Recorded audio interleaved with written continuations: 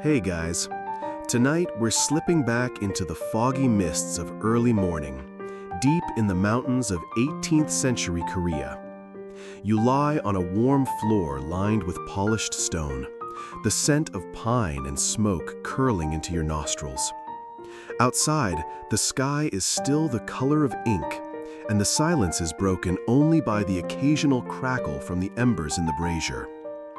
You shift slightly under a linen quilt and feel the quiet stillness of a scholar's home, where every morning begins not with noise, but with intention. You blink slowly, trying to orient yourself in the dim light. The ceiling beams above you are blackened from generations of oil lamp smoke. A small paper window glows faintly as night turns to gray. But don't get too cozy. You probably won't survive this routine. Rising hours before the sun? Boiling water without a microwave? Philosophizing before coffee? This isn't a spa retreat. It's a day in the life of a Confucian scholar during the Joseon dynasty. And, spoiler, no one's making pancakes. So, before you get comfortable, take a moment to like the video and subscribe, but only if you genuinely enjoy what I do here. And if you're up for it, drop your city and local time in the comments. I always love seeing where you're tuning in from. Now, dim the lights, maybe turn on a fan for that soft background hum, and let's ease into tonight's journey together. You roll onto your side, and the first sound of the morning is not a rooster or a kettle, but the rustle of hemp robes. Somewhere in the next room, someone moves quietly, carefully, like they've rehearsed this moment every morning for the past 20 years, which, to be honest, they probably have. You don't wake with a yawn, you wake with purpose. It's not about catching the sunrise, it's about beating it. The scholar you're shadowing today believes that discipline starts in the dark. A day without early rising, he once wrote, is a day already wasted.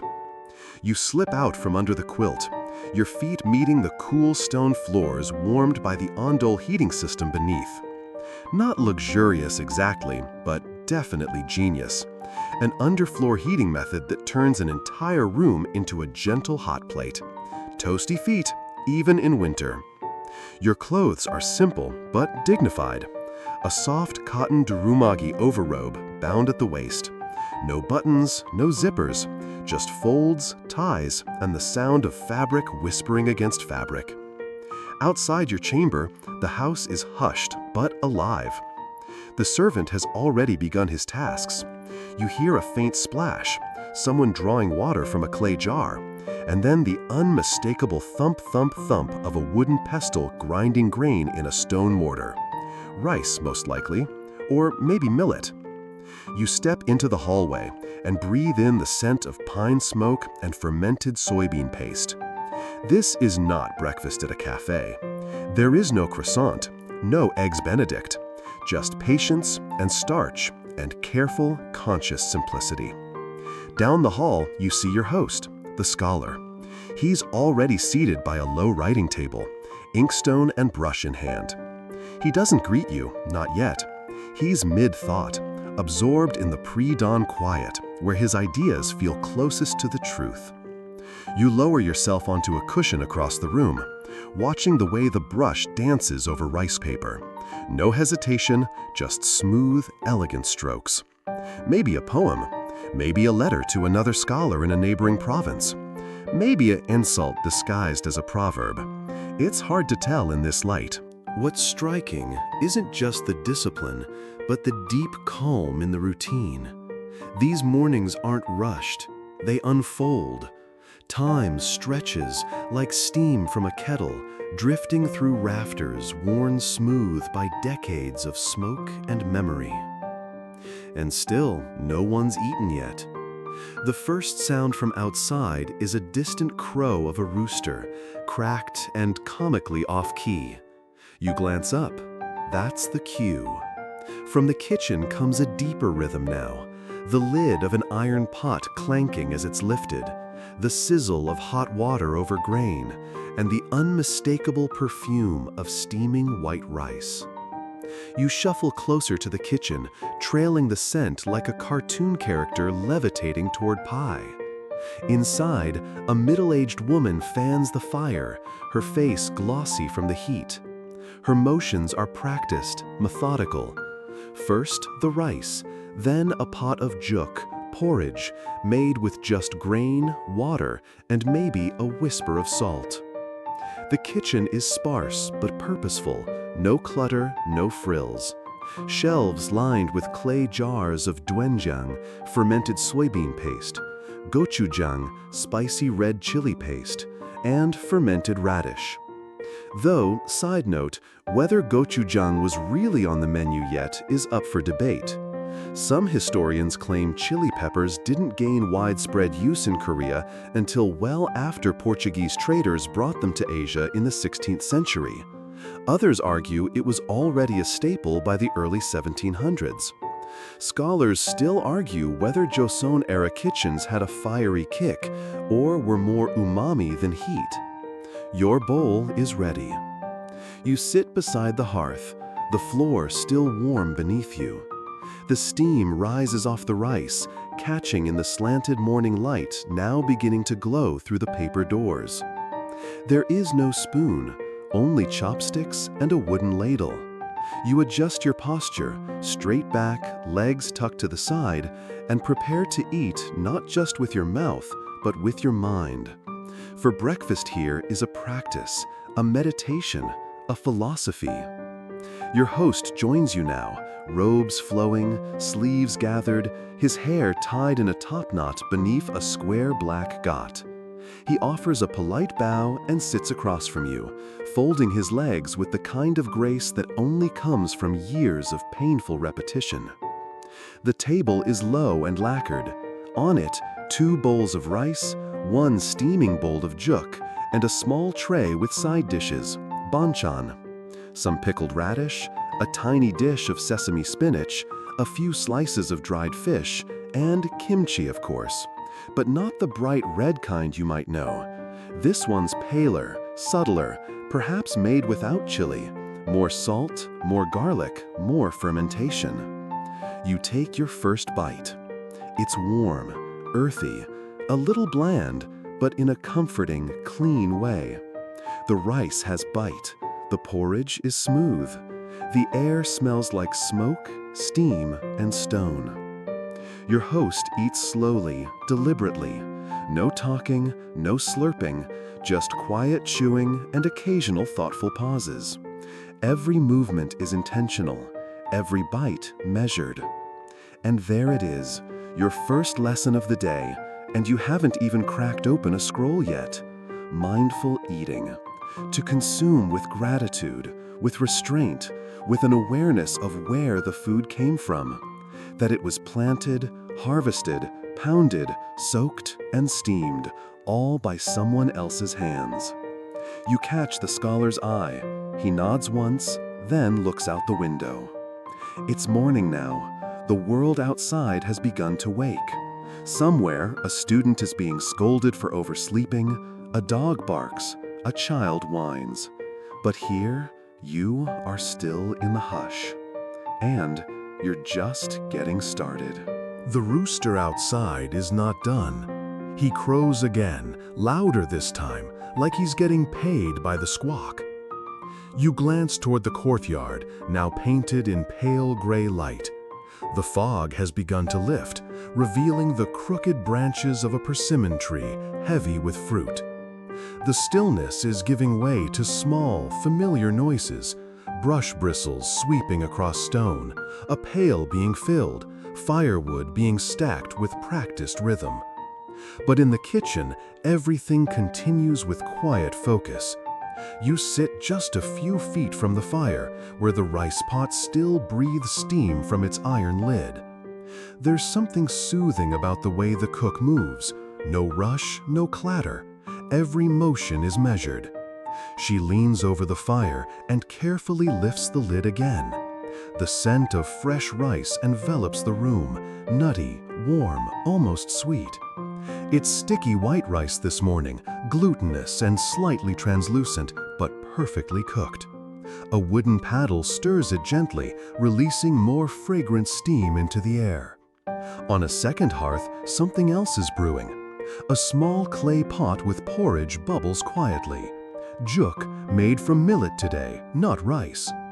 The millet porridge has a different tone to it, slightly earthy, almost grassy, with a thinner consistency and a golden hue that catches the rising light. The cook moves without a word. You don't know her name, and she's not about to tell you. Her job isn't to chat. It's to make sure the scholar's day begins exactly as it should.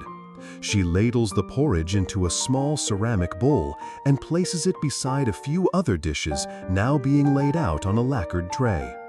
There's pickled radish, sliced thin and shimmering like amber in brine.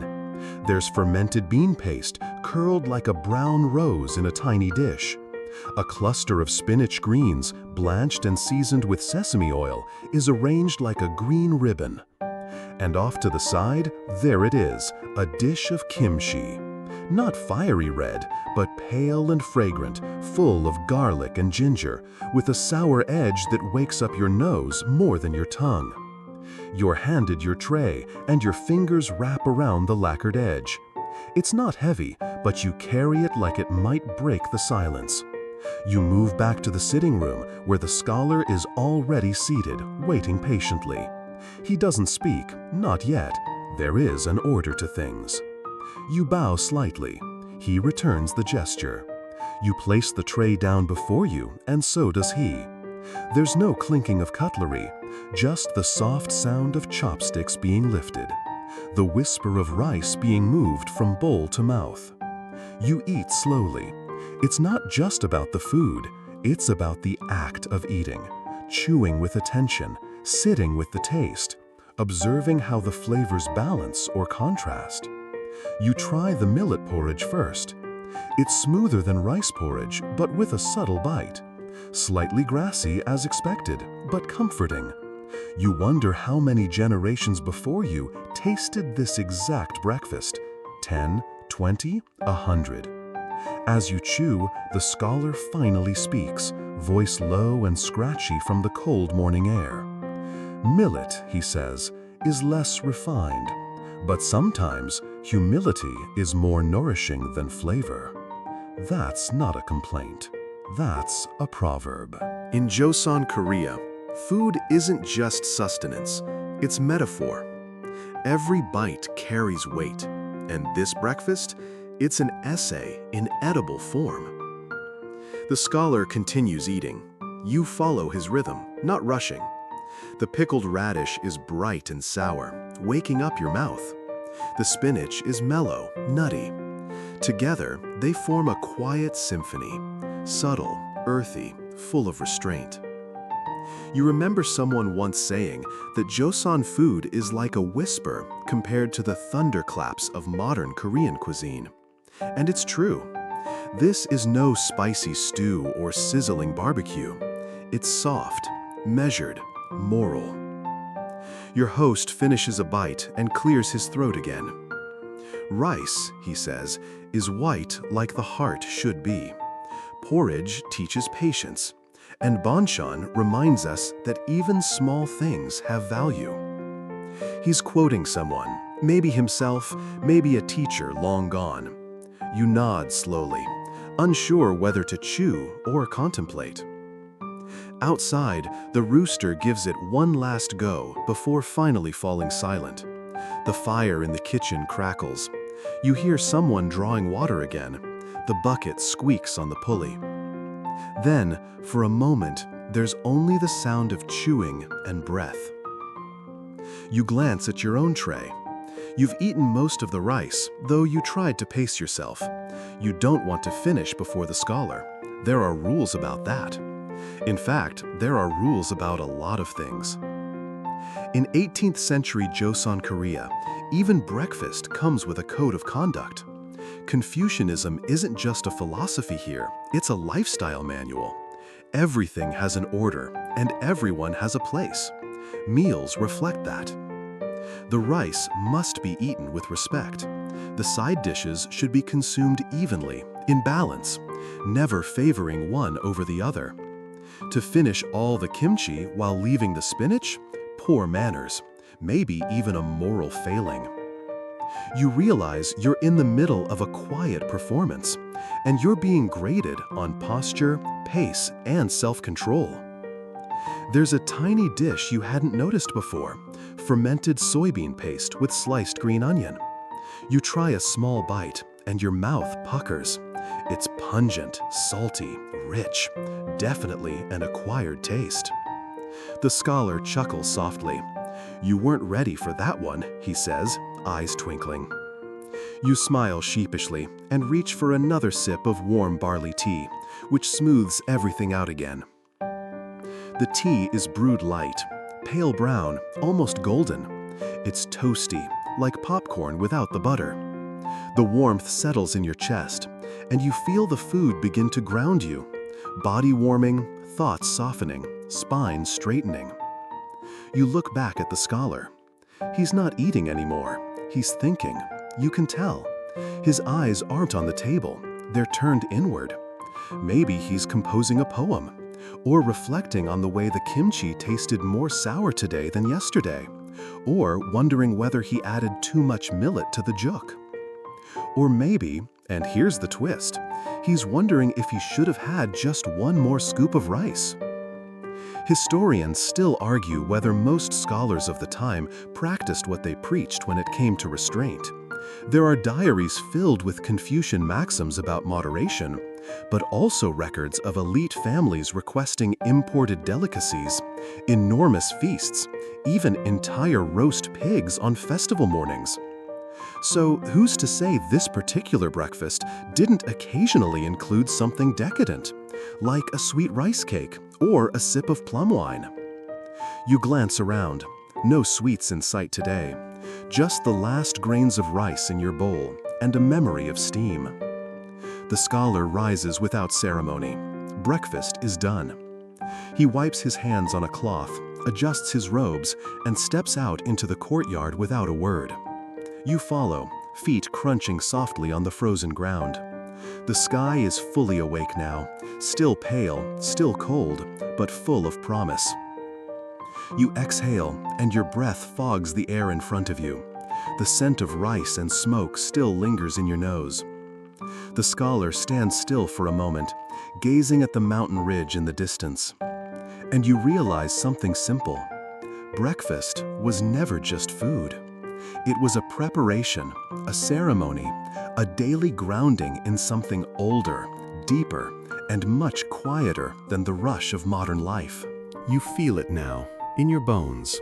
The calm, the fullness, the silence after a warm bowl of juk. And the day has only just begun. You step carefully across the courtyard stones, your breath leaving soft clouds in the crisp morning air. The sky is now washed in a clear blue, with streaks of sunlight beginning to crawl across the roof tiles. A distant woodpecker drums faintly against a tree trunk, and somewhere behind the house, you hear the splash of water being poured into a ceramic basin. The scholar is already seated on the wide wooden porch, legs folded beneath him like a resting heron. He's unrolling a scroll, the paper crackling quietly. The tray from breakfast is gone, spirited away without you even noticing. The routine is invisible here, practiced so long it melts into the background. You sit beside him, not too close. There's a distance you keep, because in this century, hierarchy is stitched into everything, from the placement of bowls to the way you share a floorboard. He doesn't look at you, but you sense his approval. Not everyone is invited to this part of the morning. He dips his brush into a shallow dish of ink, and the scent of soot and pine oil gently rises. That smell, inky and a little bitter, is the true aroma of a scholar's morning. He begins to write, slowly, carefully. The brush glides across the paper with the grace of a crane's foot skimming water. Each character blooms like a flower opening, measured, elegant, precise. You watch his wrist, not rigid but floating, suspended like a puppet on invisible strings. That's the secret of good calligraphy, Not just the ink, not just the paper. It's in the breath, the control, the letting go. He writes a line from the Analects, then pauses. You whisper it to yourself, barely audible. To learn and to practice what is learned, is this not a pleasure? Breakfast may fill the body, but this fills something else. The mind, the heart. Whatever word you want to use, the scholars of Joseon had one answer: hak, or learning. Not just book knowledge, a way of life. You squint down at the inkstone beside him. It's heavy, dark, and carved with waves. That little object? It might outlive both of you. Inkstones were passed down through generations. Some even had names. One famous scholar reportedly gave his inkstone a funeral when it cracked. You're not sure if that's dedication or just loneliness. Still, the respect is real. In this world, scholarship isn't a career, it's a calling. And the morning hours, quiet, clear, undisturbed, are sacred. That's when the mind is sharpest, before the heat of the day makes thoughts sluggish and chores come knocking. The scholar lays down his brush and looks toward the mountain. Some say, he murmurs, that calligraphy reveals the soul. You glance at the scroll he's just written. The characters flow with calm power, balanced yet expressive. If it does show the soul, then his must be a mountain lake, still, deep, impossible to measure at a glance. He reaches for a second scroll, this one already written on. You recognize it as a classic poem, possibly Sijo, that distinctive Korean form with its 3 measured lines, or maybe something from Tang Dynasty China, preserved and recited across the peninsula for centuries. He reads aloud.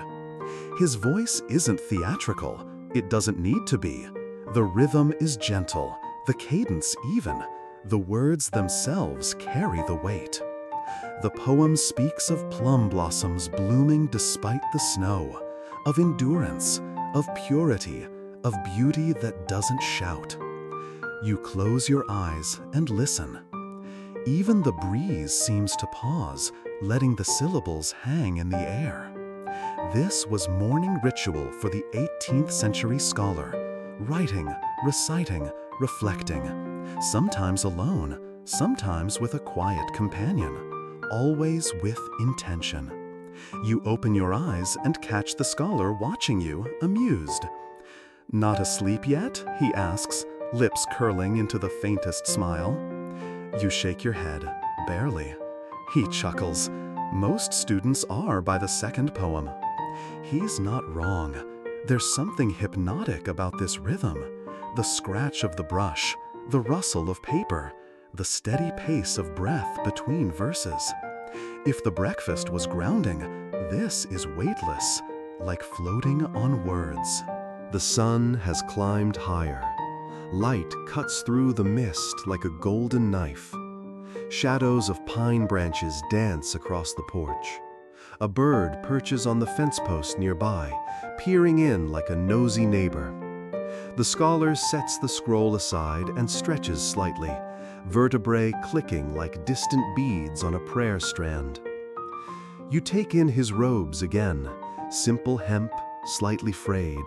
No silks, no ornaments, just plain, clean fabric in dull indigo. That too is part of the ritual, humility in dress, simplicity as a statement. Historians still argue whether most scholars genuinely embraced this simplicity or if it was part performance. After all, surviving documents show plenty of them had multiple servants, fine tea sets, and books bound in expensive silk. But here, with this scholar, it feels real. You notice his tea is ready now. A small clay teapot sits beside him, steam curling from its spout like incense. He pours it into a shallow bowl, no handle, no frills. He offers you one. You take it with both hands. It's Sanghua cha today, a medicinal brew made with cinnamon, peony root, and dried jujube. Sweet but earthy, a bit bitter on the back of the tongue. It tastes like something that expects you to have lived through a few winters. You sip slowly. The scholar says nothing. Sometimes the lesson is in silence. After a while, he begins to hum, softly, almost imperceptibly, a tune that rises and falls in gentle waves. It's probably a gagok, one of those old lyrical songs scholars loved, meant to be sung in hushed chambers by candlelight. He doesn't sing the words, just the melody. You lean back against the wooden pillar, the tea warming your hands, the song winding its way through your chest. This moment could be from any century. You start to wonder what year it even is. There are no clocks here, no glowing rectangles, no calendar reminders. Just the sun moving, the tea cooling, the brush drying beside a crumpled scroll. And that's part of the magic, the timelessness of it. Because while you sit here sipping Sanghua cha, someone across the country, maybe another scholar, maybe a prince in disguise, is doing the same thing. Ink, paper, tea, silence. A morning performance repeated 1,000 ways across the land. Each one just a little different. Some might be debating Yi Huang's philosophies. Others might be scribbling Sizhou about the moon. And someone, somewhere, is definitely just drawing cats in the margins of a scroll. Yes, that's real. Joseon scholars doodled too. Marginalia from the time includes cats, tigers, rude caricatures of teachers, and more than one scandalous peach. You didn't hear it from me. The scholar finally speaks again. You learn more from quiet mornings than from 1,000 noisy lectures. You nod, finishing the last sip of tea. Then you hear it. Soft footsteps. A knock on the wooden beam. A boy appears, dressed in rough cotton, carrying a bundle of firewood. He bows low, doesn't speak, and sets the bundle down. He's here for the mid-morning chores. Your scholar glances up at the sun, squinting. The real world calls, he says with a sigh. Go wash the ink off your fingers. We have wood to chop. You're not sure if he's joking. You look down. Your fingers are indeed smudged, black crescents of ink at every joint. Somehow, you never saw yourself write anything, but your hands tell a different story. You rise slowly. Your knees crack like ancient scrolls unrolling. The scholar chuckles again. You'll get used to it, he says, or you won't. He gathers the scrolls with care, rolls them tight, and tucks them into a bamboo sleeve. He carries them like they're worth more than gold. And maybe they are, at least in this quiet corner of the world. The courtyard is brighter now. The fog is gone. The air smells of pine, ink, and steam.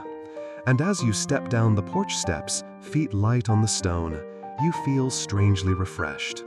Not like after coffee, more like after clarity. The morning ink has dried. The tea has settled. The rhythm of the day is starting to hum beneath your feet. And somewhere in your chest, between the millet porridge and the final verse of the scholar's song, something has shifted. The day is yours to carry. But it began here, with brush, bowl, and breath.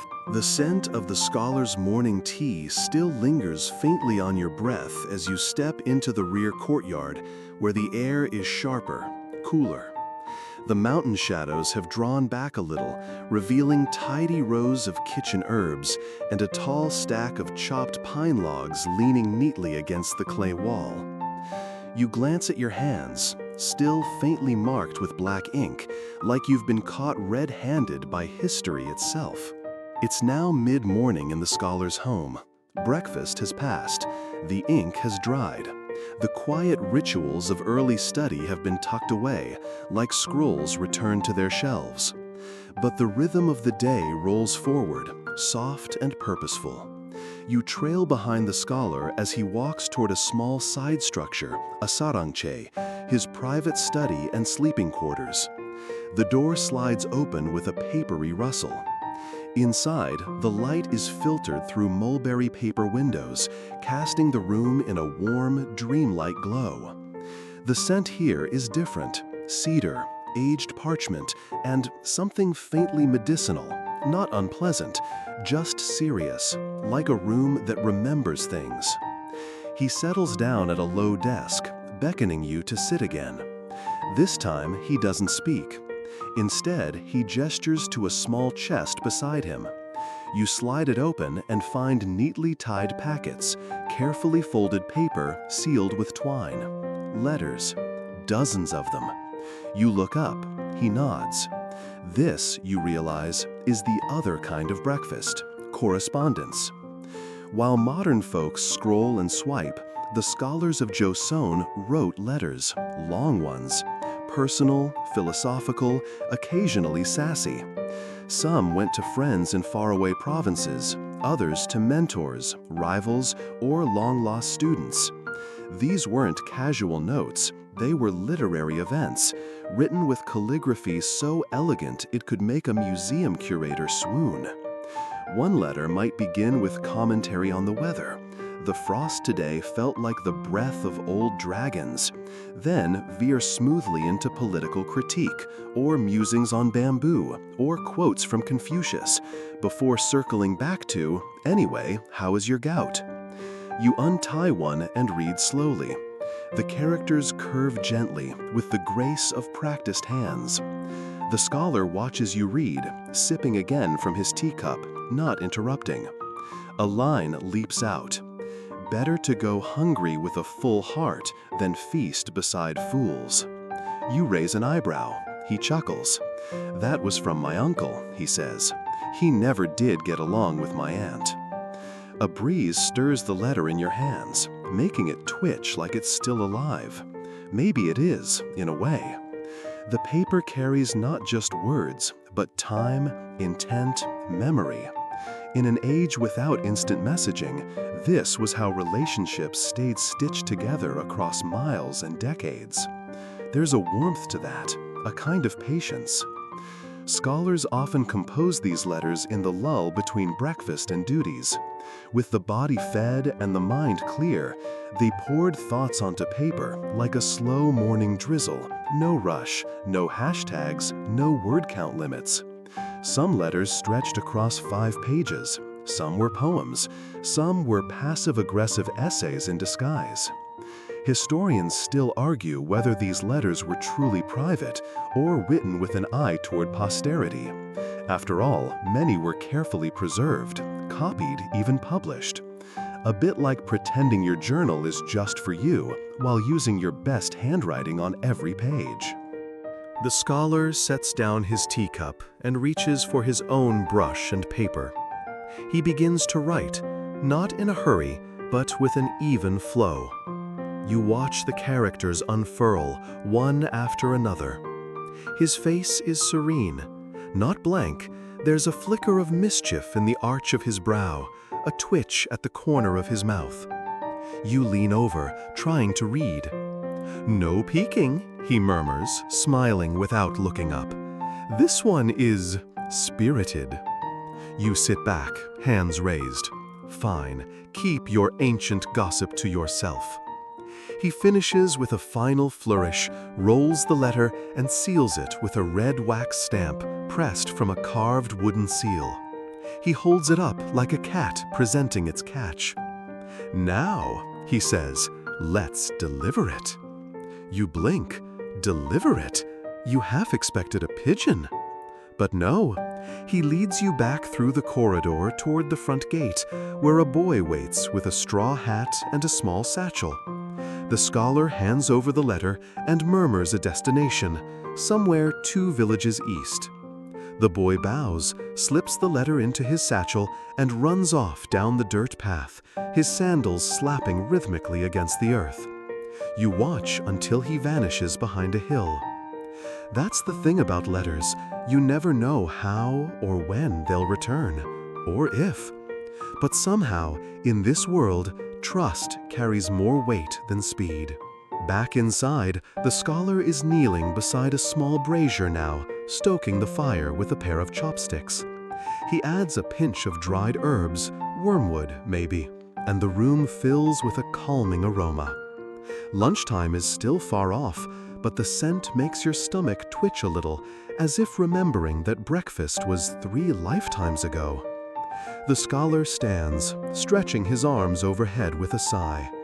You follow him back outside, where a group of students has gathered under a pine tree, 6 of them, young, alert, some still brushing sleep from their sleeves. He glances at you.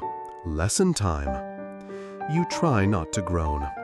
A wooden tablet is passed around. It's filled with Confucian maxims written in thick, uncompromising brushstrokes. One of the younger students reads aloud, voice trembling slightly. Rectify the heart, cultivate the self, align the family, govern the state. You've heard this before. One of those foundational tenets, the ladder from self-discipline to public duty. The scholars of this age believed that a good life began in the stomach and ended in the cosmos. The scholar interrupts. What does it mean to rectify the heart? Silence. A cicada buzzes from a tree branch. Then one of the students offers, to see clearly, to remove selfishness. The scholar nods slowly. Good. And how do we do that? Another silence. You raise a brow. You've seen this move before. Socratic questioning? Or, in this case, Hosenic. The truth is, these teachings weren't memorized for the sake of parroting. They were chewed over, argued, debated. You might spend a whole week on one sentence, a month on one idea. The scholar looks at you suddenly. Well, he asks, what would you do to rectify your heart? You flinch. Sleep more, you mutter. A ripple of laughter moves through the students. The scholar smiles, but doesn't disagree. Sleep is, after all, one of the most neglected virtues. Even Confucius would probably agree with you there, though he might have asked you to wake up a little earlier. The sun is high now, shadows shorter, the breeze stronger. The students are dismissed, scattering to tend gardens, sweep courtyards, or practice brushwork. The scholar returns to his porch, squinting toward the clouds. Letters, he says softly, are the echo of mornings. You nod, unsure what that means exactly, but it sounds true. He holds up another scroll, untouched. Want to try? He asks. You hesitate. He pats the porch beside him. The ink is already mixed. The brush is already clean. All that's missing is the hand. So you kneel, take a breath, raise the brush. The paper stares back at you, wide and expectant. You lower the tip. Begin your own echo. Your brush scratches gently across the page, the strokes deliberate but clumsy. This isn't like typing or even doodling. Every line demands focus, every curve a kind of meditation. You're not just writing words, you're stepping into rhythm. And that rhythm is slow, steady, ancient. The scholar watches your attempts with a tolerant smirk. You manage to produce a few characters that vaguely resemble proper hanja before the brush begins to droop in your hand like a wilted flower. He doesn't say anything, but when you finally hand him your attempt, he squints at it and says, "Ah, a very modern interpretation." You suspect he's being generous. You set the brush down with a sigh. He rolls up your creation and tucks it carefully into a bamboo scroll case. "Even the clumsiest letter can be a treasure," he says, patting the case with all the seriousness of a man handling imperial orders. You're not sure if he means that or if it's another of those half-sarcastic life lessons, But either way, you're touched. The day marches on. Now, let's talk about what happens after breakfast and brushwork, when the hum of village life swells and the tempo of the scholar's day truly begins. Morning rituals may be steeped in stillness and contemplation, but midday often bursts into full social bloom. You follow him beyond a quiet garden into the bustling street, where other scholars move with slow authority between herbal shops, apothecaries, and booksellers. Robes sweep the dust, and conversations flutter like moth wings. The soundscape is a delicate chaos. Chickens clucking, wood being chopped, someone rehearsing poetry too loudly next door. It's market day in the village. And here's something that might surprise you.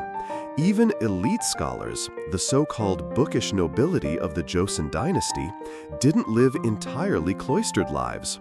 They walked among butchers and potters. They browsed for ink sticks alongside seamstresses.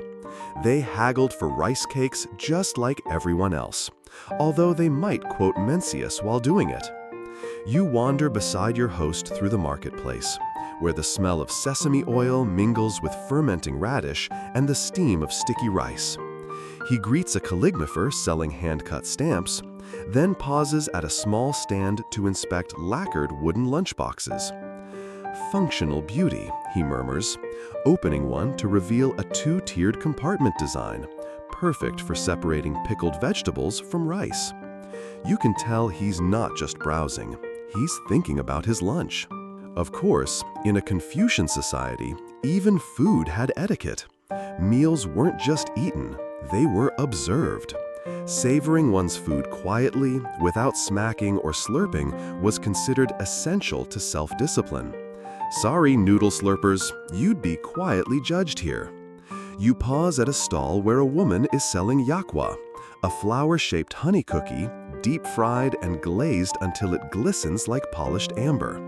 Your stomach makes a low, traitorous growl. The scholar notices, smiles faintly, and buys one for you. You take a bite. It's crispy, sticky, and so sweet it nearly resets your nervous system. He doesn't say anything as you finish the treat in 3 ungraceful bites. Just raises an eyebrow like, "Do continue." And so you do, licking your fingers behind your sleeve. Now, as much as Joseon scholars liked their sweets, they were even more obsessed with social hierarchy. And this part of the day, navigating the town, interacting with merchants, meeting other scholars, was a subtle ballet of status and manners. You approach the courtyard of the local Confucian school, where a group of elder scholars sits in a circle, drinking bakcha, white tea, and discussing the nuances of Zhu Si's commentaries. One man quotes a passage about filial piety.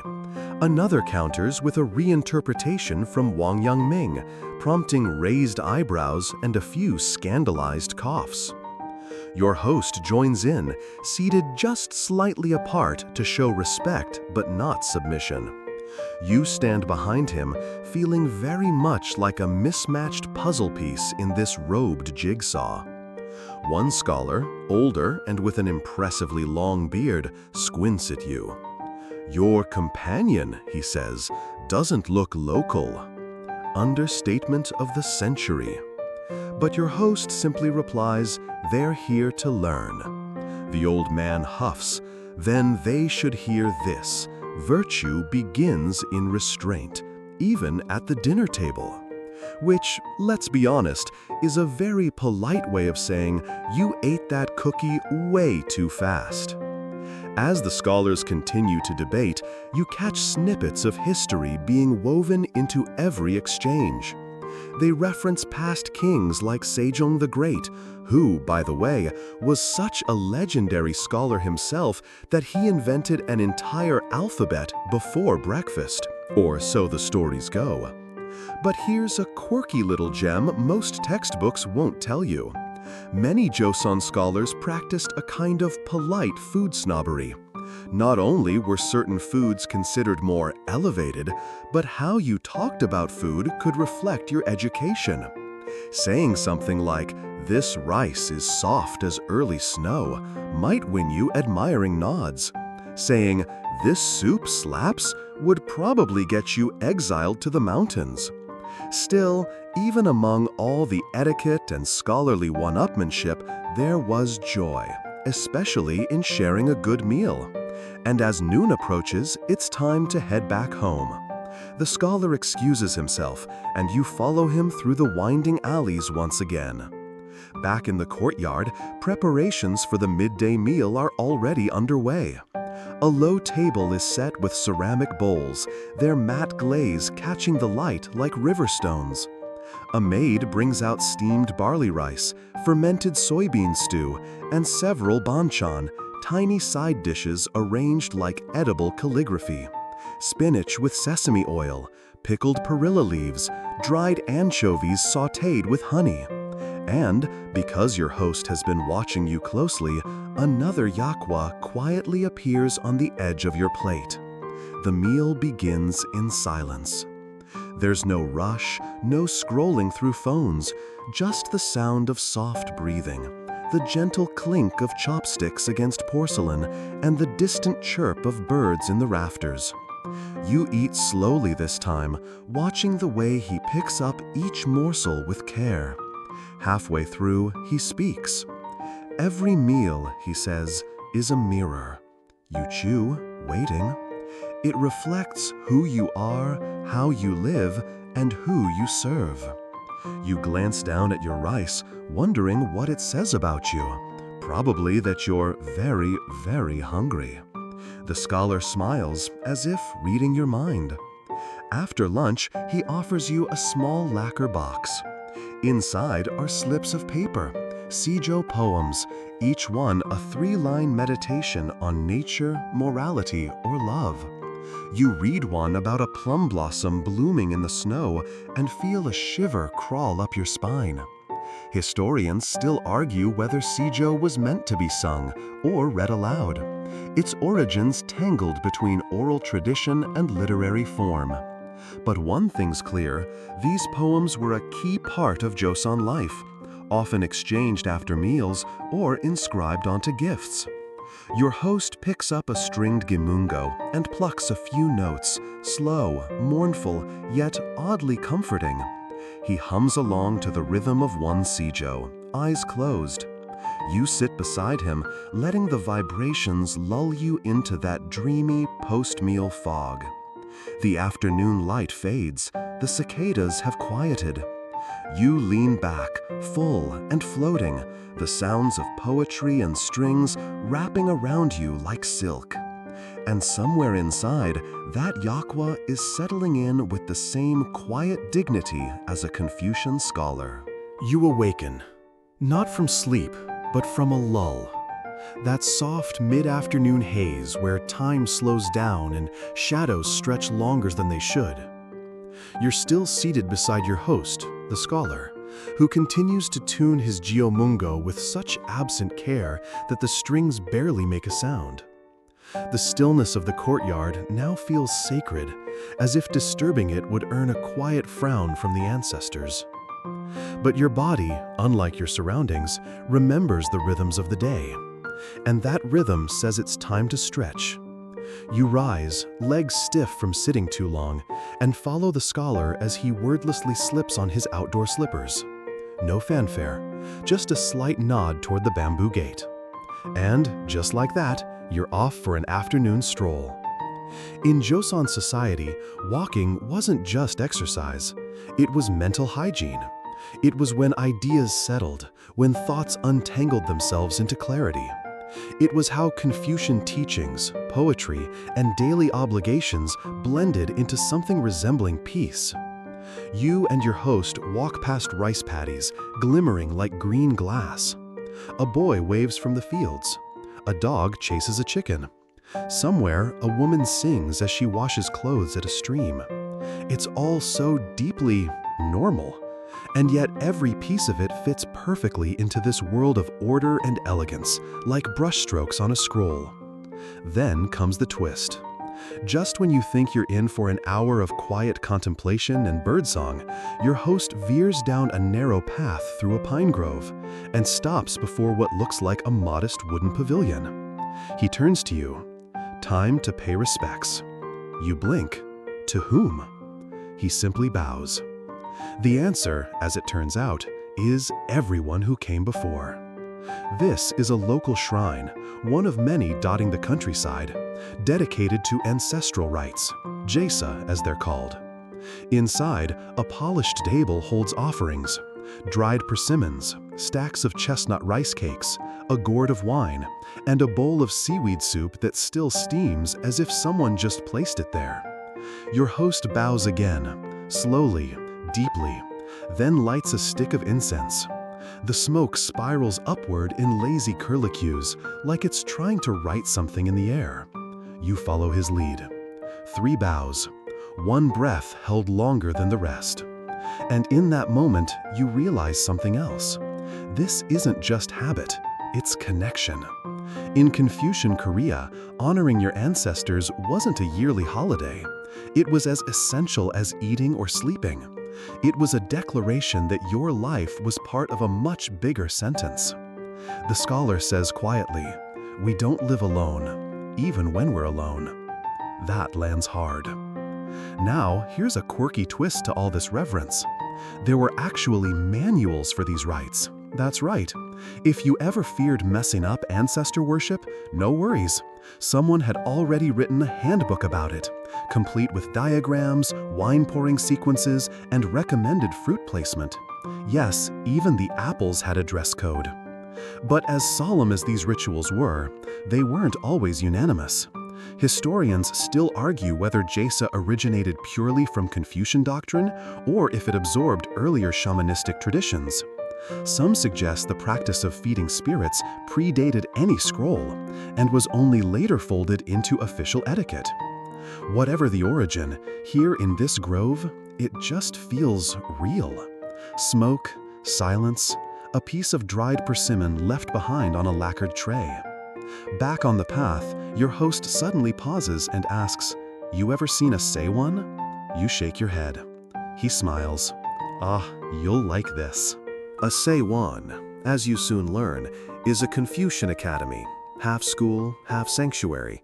They dot the countryside like sleepy fortresses of thought, tucked between forests and hills, their tiled roofs curling upward like philosophical eyebrows.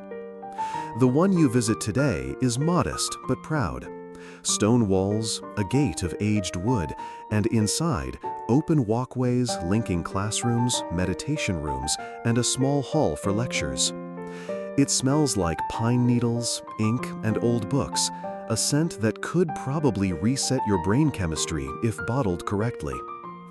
Inside one classroom, a young boy is copying passages from the Analects onto rice paper, tongue sticking out in fierce concentration. An older student recites Confucian virtues from memory, occasionally glancing at his notes with the panic of someone trying to remember where they left their dignity. Your host nods approvingly, clearly reliving his own school days.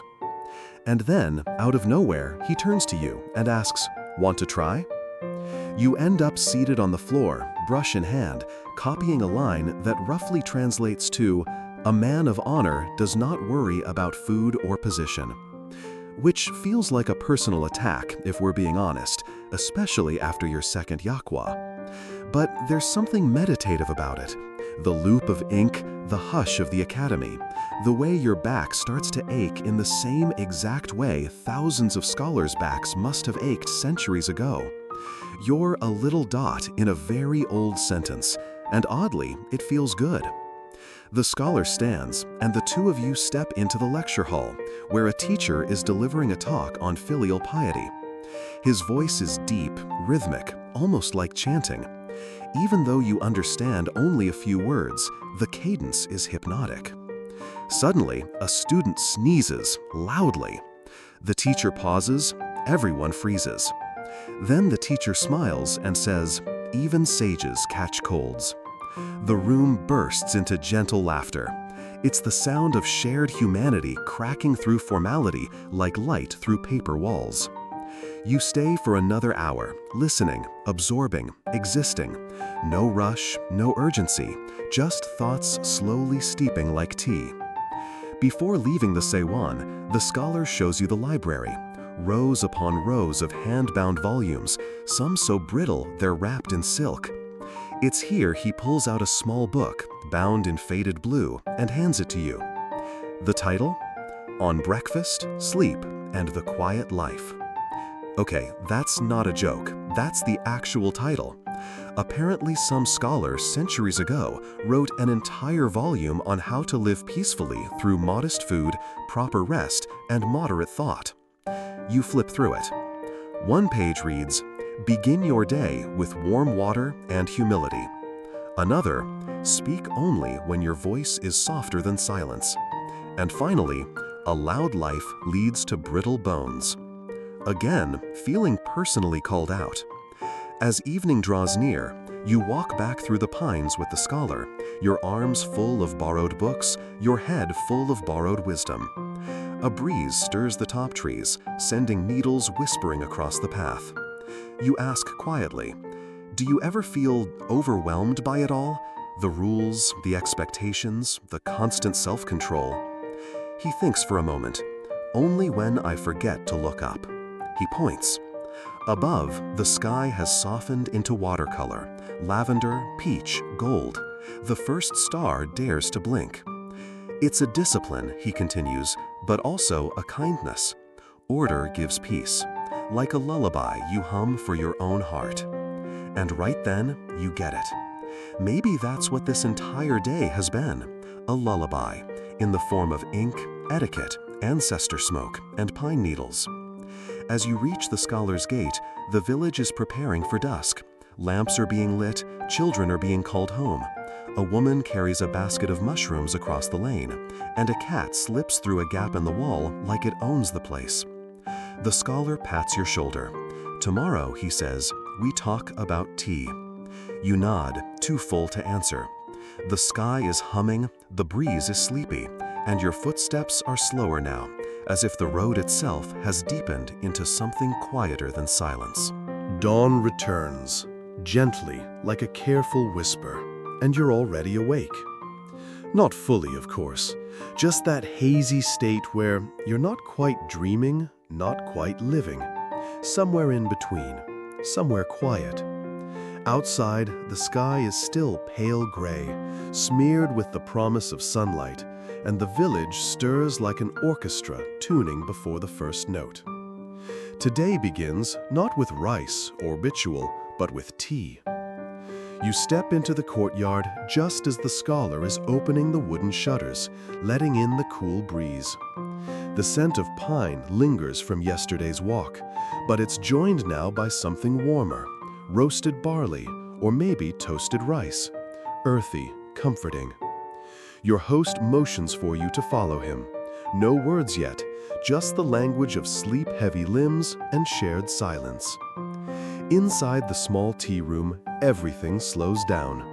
The walls are bare except for a single scroll, a brushstroke of a bamboo shoot, and one line of calligraphy that seems to translate roughly as, "The deeper the roots, the quieter the wind." The tea set is modest, a squat clay kettle, 2 white porcelain cups with delicate cracks like frost in winter glass, and a jar filled with rolled tea leaves the color of dark moss. There's also a bowl of body cha, barley tea, already steeping for the morning wake-up. The scholar pours a cup for each of you. No sugar, no cream, no lectures. Just barley tea, warm and toasty, sliding down your throat like a secret being kept. In Joseon, Korea, tea was more than a drink. It was a philosophy, a practice, a way to learn patience without being scolded. Even more so for scholars, who often use tea ceremonies as quiet anchors in lives stuffed with study, debate, and social expectation. Now, just to be clear, we're not talking about fancy $1,000 tea bowls or imperial Chinese traditions dripping in gold leaf. The Korean tea experience was rustic, humble, wild tea leaves hand-picked from mountain slopes, clay teapots smudged with ash, and ceremonies held not for royalty, but for clarity. You watch the scholar prepare the next pot, this time using green tea leaves he's kept in a sealed gourd.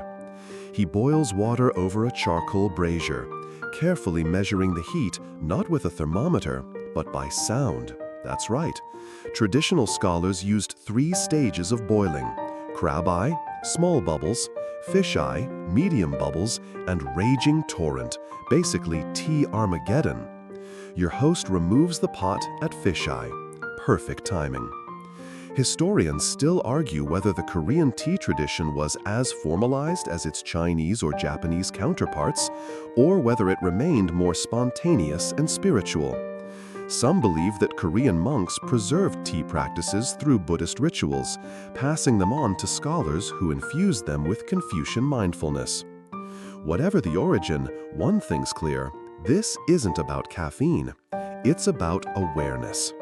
And maybe digestion. Because after that barley tea comes breakfast. This time, it's a little different.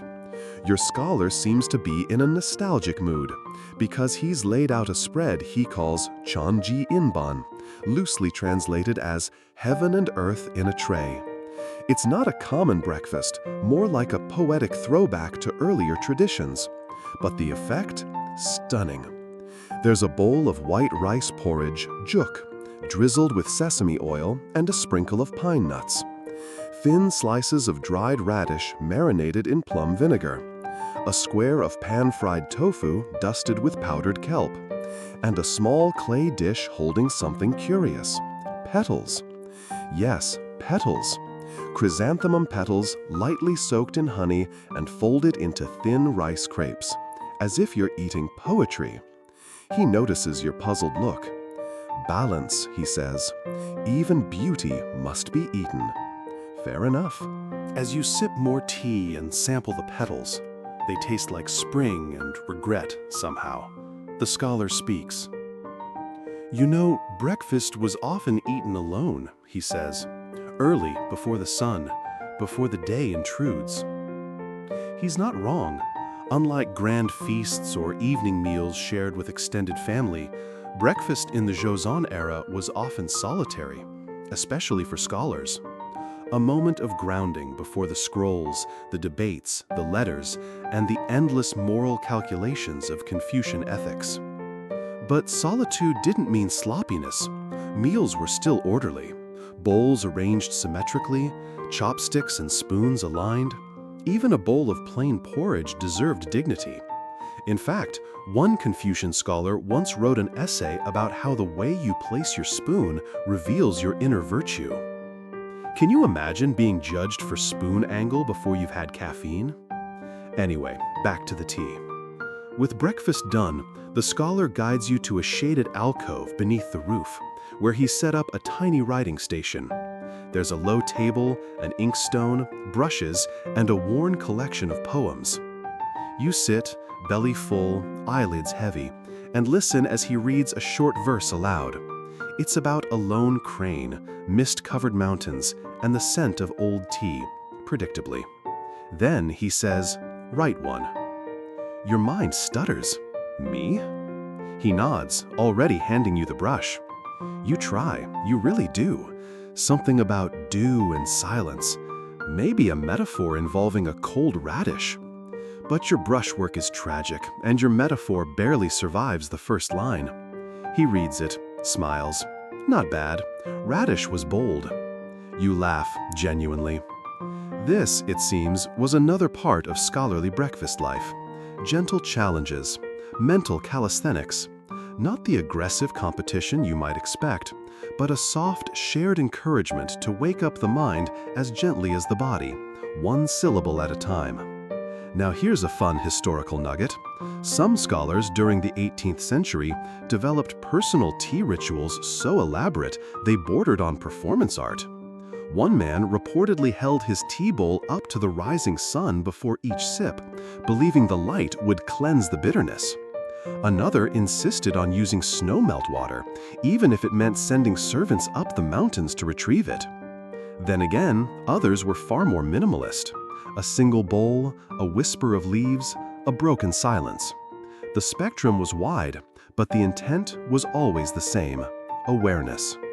By now, the courtyard is fully awake. Birds dart between roof tiles, a neighbor's broom sweeps dust from the path. And in the distance, the soft rattle of a wooden pestle grinding rice powder reminds you that life, for all its philosophy, still needs flour. Your host rises. No more writing today. Let's visit a friend.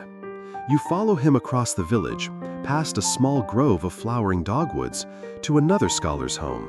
This one less polished, but somehow more lively. Children dart between rooms, a dog barks from under the steps. The scholar's friend greets you with a grin, motioning you both inside. He's younger, with ink-stained sleeves and a laugh that shakes the walls. His breakfast? 2 pickled plums and a cup of wild herb tea that smells like a cross between mint and disobedience. You call this breakfast? Your host asks. The man shrugs. Plums wake the tongue. What else does a poet need? You all sit in a circle, sipping tea and trading sleepy banter.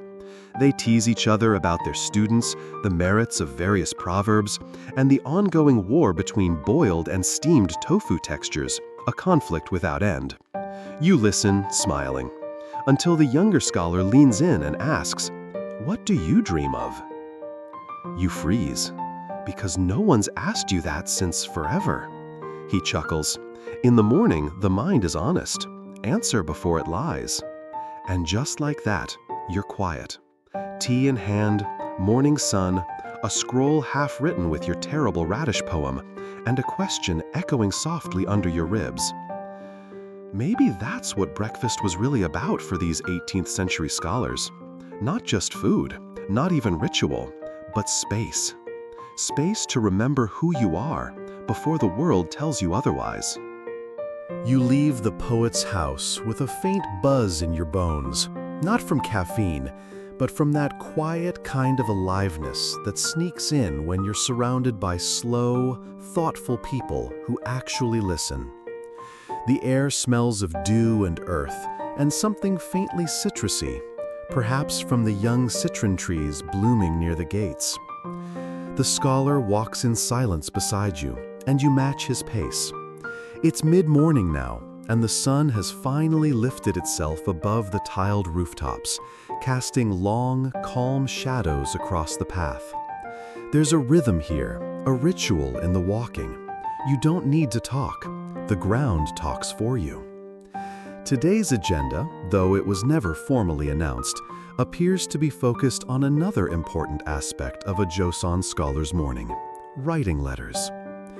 You arrive back at the scholar's home to find a low lacquered desk now arranged with crisp mulberry paper, ink sticks, a long-handled brush, and a heavy green jade paperweight shaped like a turtle. On the corner sits a small wooden box, his correspondence chest. He opens it and pulls out a few old letters, some tied with silk thread, others folded into delicate rectangles, sealed with wax or pressed petals. One of them bears a water stain and a faded brushstroke at the bottom, almost like a teardrop that changed its mind. You watch as he selects a fresh sheet of paper. Then he begins. Letter writing in 18th century Korea was more than a means of communication. It was an art form. Scholars used their letters as moral arguments, emotional expressions, philosophical essays, and occasionally sly jokes veiled in Confucian quotes. Even the way you folded the letter mattered. A careless crease could suggest impatience. The wrong choice of characters could unintentionally insult your recipient's ancestors. No pressure or anything. Your host dips the brush in ink and writes slowly. Each character is deliberate, drawn with an elegant balance that feels almost meditative. He's writing to a friend in Jeonju, another scholar, to inquire about a poem he heard in passing, one about migrating geese and the ache of unspoken loyalty. You peek at the letter as it takes shape. This morning, the barley tea was especially bitter. Perhaps the leaves remember something I do not. The winds have shifted again, Have they reached your window too? It's beautiful and a little melodramatic, but that's part of the charm. Letters from scholars often carried coded messages, personal griefs tucked behind references to nature or lines from the Analects. It was a kind of emotional algebra. You show sorrow by mentioning the fading lotus. You express disappointment by describing a cracked porcelain bowl. Historians still argue whether these poetic codes were universally understood or just the result of over-literal Confucian schooling. Some scholars say it was a sign of social grace. Others argue it was just an elaborate way of saying, "I'm sad," directly. Either way, it was effective.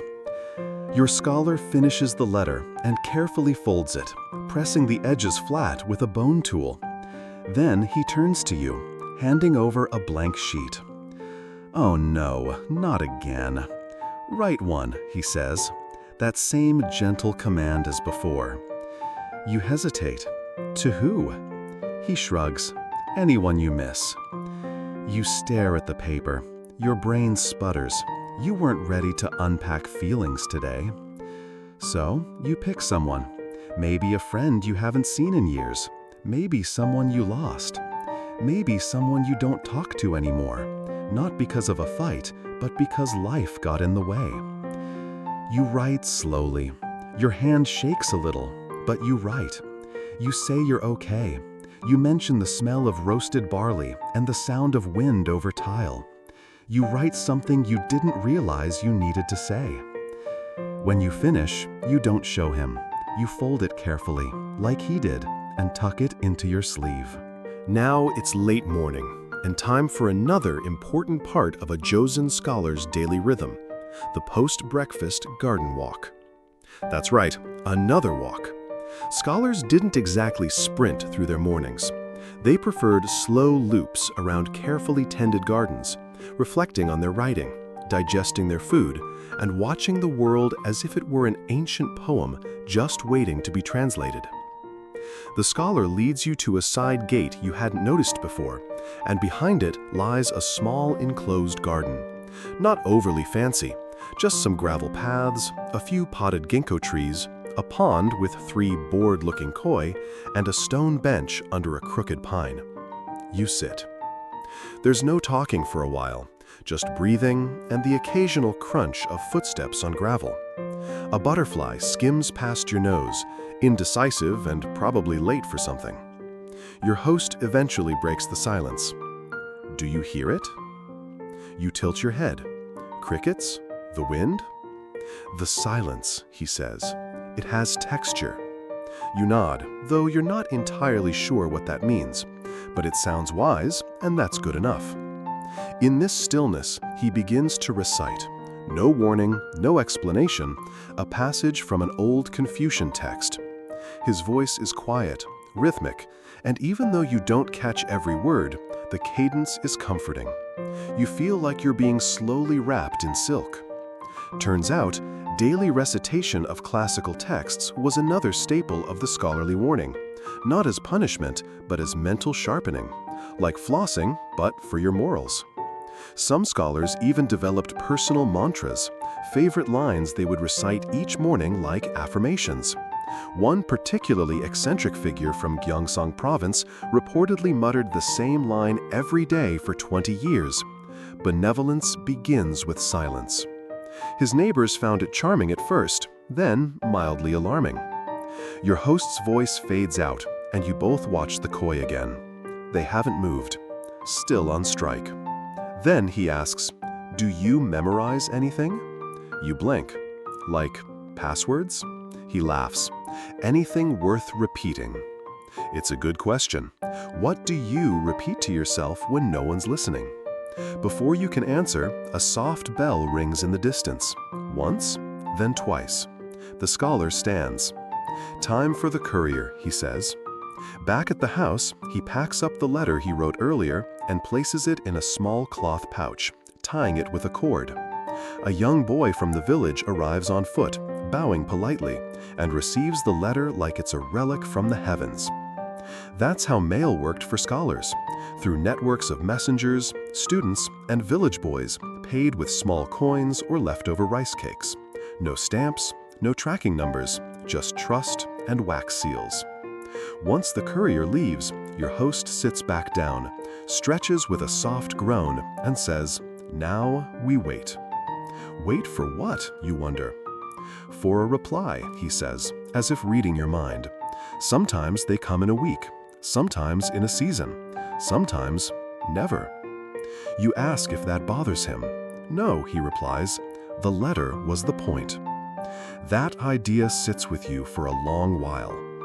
Maybe that's why mornings for scholars were so rich and strange, because they weren't chasing productivity. They weren't counting calories or emails or followers.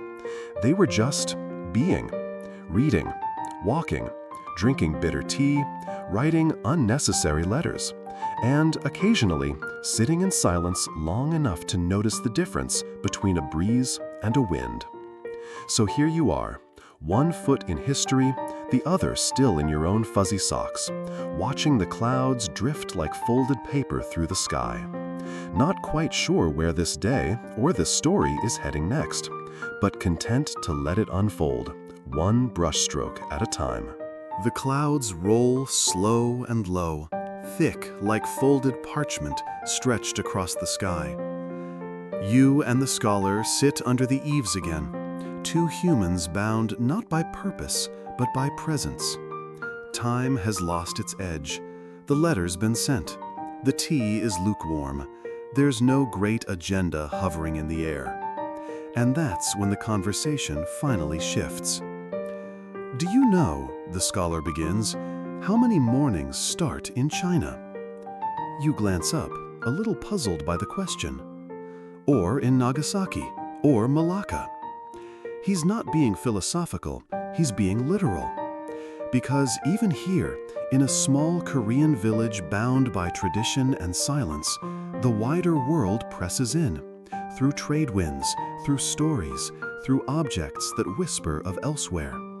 And for the scholars of Joseon, Korea, breakfast, humble, deliberate, spiritual, was often laced with the quiet residue of global connection. So now we head to the kitchen courtyard again. Same stone basin, same clang of ladles and simmering steam. But this time, the scholar is preparing something a little different.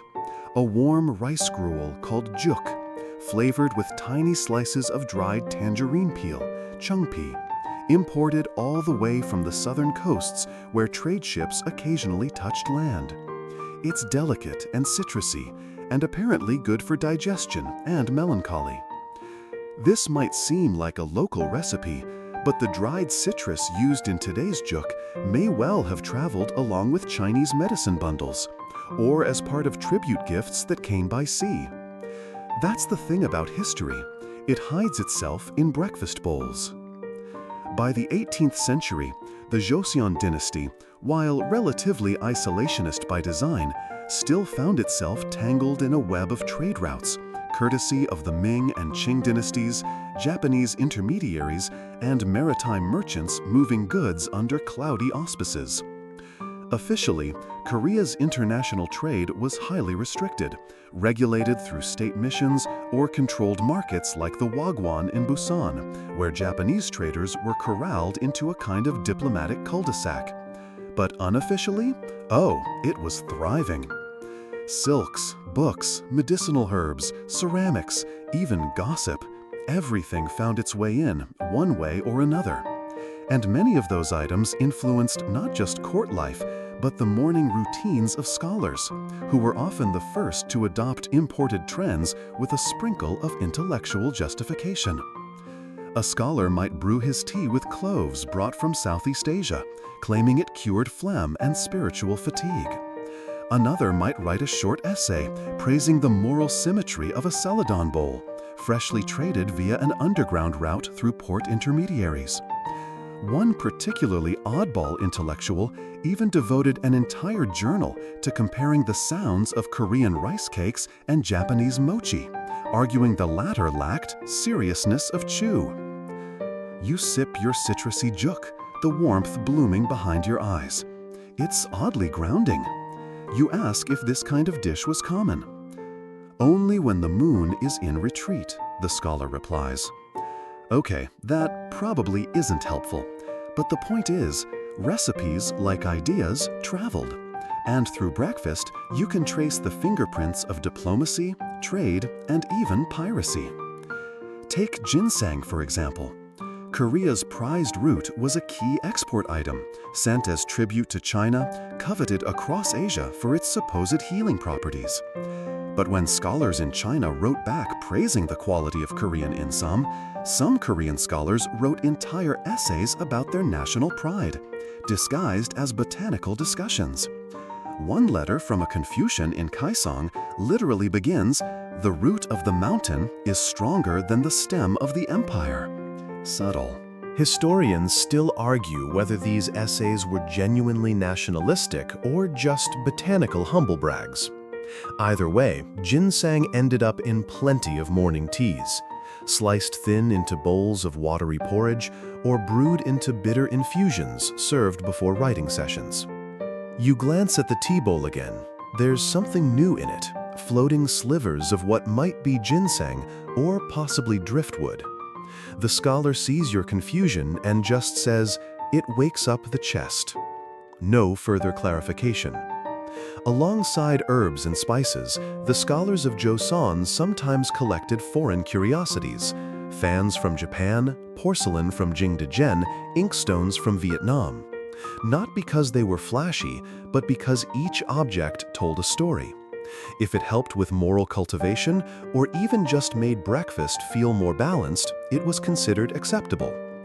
One fringe scholar, whose name is lost but whose writings survive, spent 20 pages describing a spoon he claimed had been made from ironwood smuggled through Ryukyu channels. He called it a vessel of truthful weight and used it only when discussing politics. Yes, really, a spoon with a philosophy degree. But more broadly, this global undercurrent didn't just flow one way. Korea also exported ideas. Confucian interpretations developed in Joseon Korea often differed subtly but meaningfully from those in Ming or Qing China.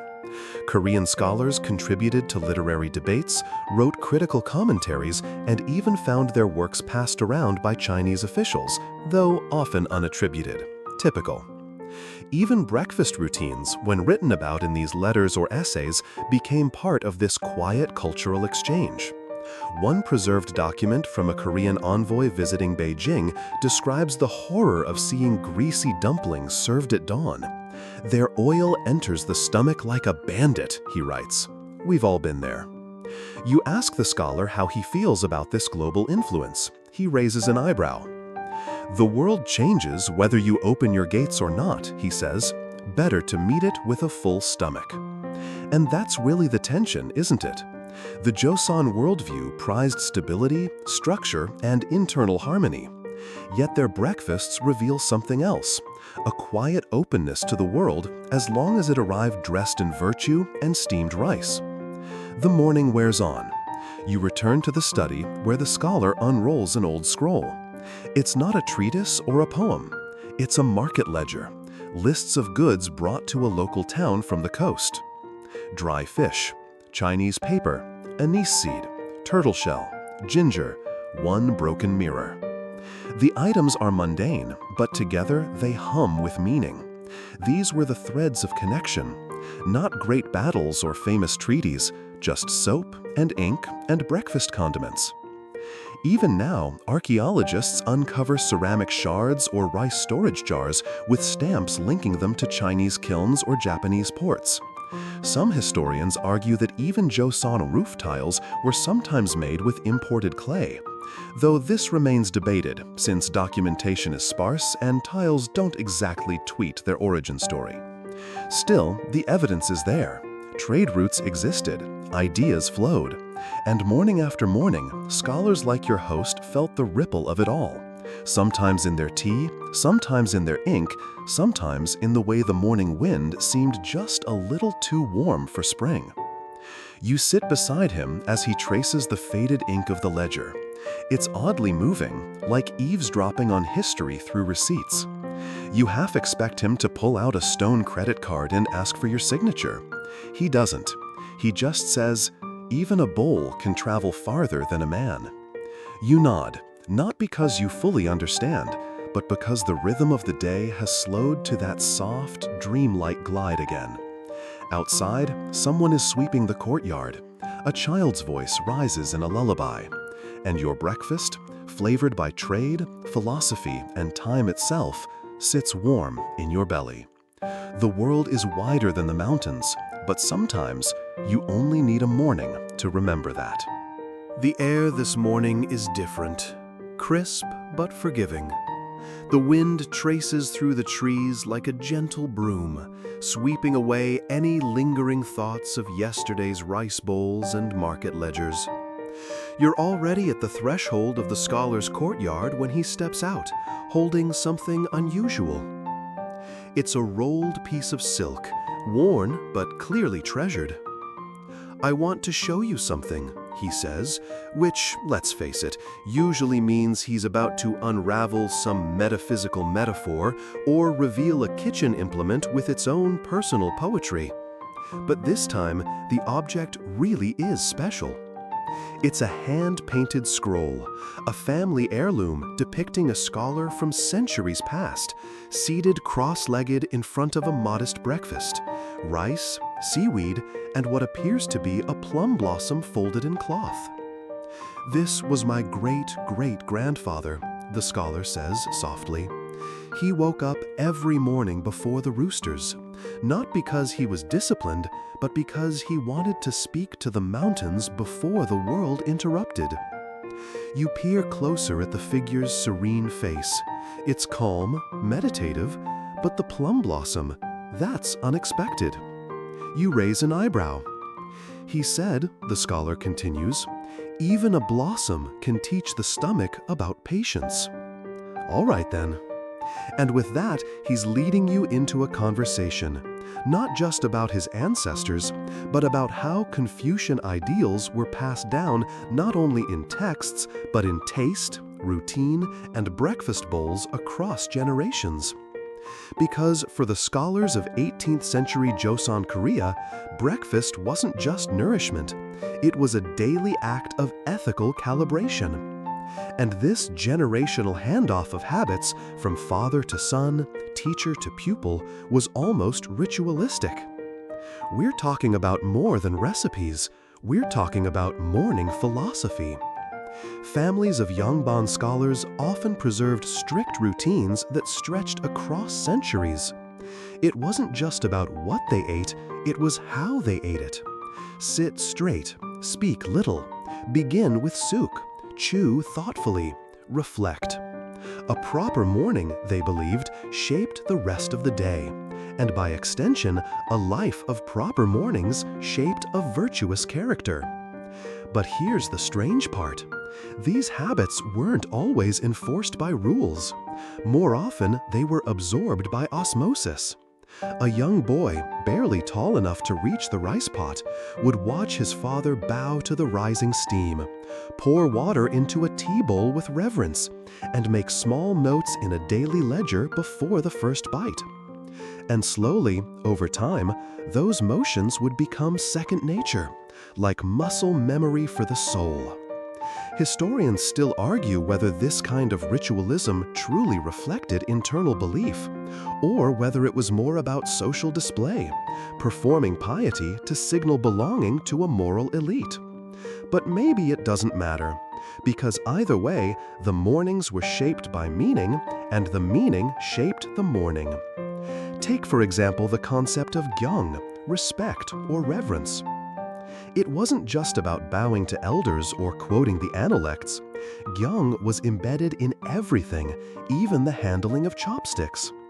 One fringe anecdote recounts a scholar who refused to eat with lacquered utensils because the gloss felt vain. Instead, he ate with carved bamboo, despite the fact that it gave him splinters. He called it ethical seasoning. There's even a preserved family manual from the Andong region in which a scholar outlines the proper attitude for morning meals, Begin with clarity, sit with gratitude, eat with thought, end with silence. Catchy, right? Almost like the original mindfulness app. But this inheritance of habits wasn't static. As generations passed, some scholars began to tweak the rituals. A spoon was passed from father to son, but the soup it dipped into might vary. The younger generation added a pinch more chili, or allowed talk at the table if the topic was poetry. These weren't rebellions, they were evolutions. And sometimes they caused tiny domestic storms. One preserved letter written by a frustrated patriarch reads, "My son permits his children to eat porridge before the morning chant. What next? Will they sing before rice? Dance before soup?" Clearly, the sky was falling. But on the quieter end of things, families also preserved deeply personal traditions, morning foods that became emotional anchors, a dish that reminded a scholar of his mother's kitchen, a broth made only on market days, a salted plum offered in silence on the anniversary of a teacher's death. Even now, if you wander the kitchens of older Korean families, you'll find remnants of these generational whispers. Dishes served because grandfather liked it. Spoons inherited like silver swords. Morning foods that don't make sense until you realize they're edible memories. The scholar is quiet as he unrolls another scroll, a genealogy this time. The names are handwritten, curling like tree branches. He points to one in particular. "He taught me how to make radish broth, but only when it rained." You tilt your head. "He said the bitterness softened in weather." Sure, why not? What's astonishing is that so much of this family knowledge never made it into official records. Scholars might write volumes on government, astronomy, or Confucian ethics, but rarely did they write about how their father salted his kimchi, or which mornings called for pine nut porridge. That kind of wisdom was spoken, demonstrated, folded into daily life like steamed rice wrapped in seaweed. So the breakfast table, humble as it seemed, was really a library of lived tradition. You ask the scholar if there's any meal he remembers from his childhood that's now gone. He thinks for a long while. "There was a mung bean pancake," he says finally. "My mother made it thin, like a whisper. She said if you could hear it crisp, you'd dream well that night." He smiles, but there's a hint of that distant look, the one people get when they realize time doesn't ask for permission to leave. You sit for a while in the quiet. A dog barks somewhere. A kettle sighs. You're not sure whether you've traveled through history or just fallen into someone else's memory. And then, suddenly, laughter, soft and unexpected. The scholar chuckles to himself and pulls out a wooden spoon. "This," he says, "belonged to my uncle. He once used it to discipline a student who chewed too loudly." You try not to gulp audibly. He hands it to you. It's lighter than you expected, carved with care, the handle worn smooth from decades of grip. You imagine the unspoken rules it enforced, the breakfasts it stirred, the conversations it overheard. And you realize that family traditions, especially around food, are like ghost recipes. You might never taste them the way your ancestors did, but their flavor lingers in your habits, your rituals, your memories. Back in the kitchen, the scholar is preparing something simple, just barley porridge this time, sprinkled with ground perilla seed. It helps with sleep, he offers. You're not sure if he means now or always. Either way, the morning feels heavy with history, but not in a burdensome way. More like wearing a coat that someone else broke in for you, a weight that comforts. The scholar doesn't say anything more. He just nods once as if to mark the day's lesson complete. You both eat in silence. And somewhere in the soft scrape of spoons and steam, the past is alive again. Alive in habit, alive in taste, alive in the ordinary act of greeting the day with care. You wake slowly today, to the gentle hush of rainfall tapping the courtyard stones. The drops fall in a rhythm that feels almost rehearsed, nature's percussion, soft and grounding.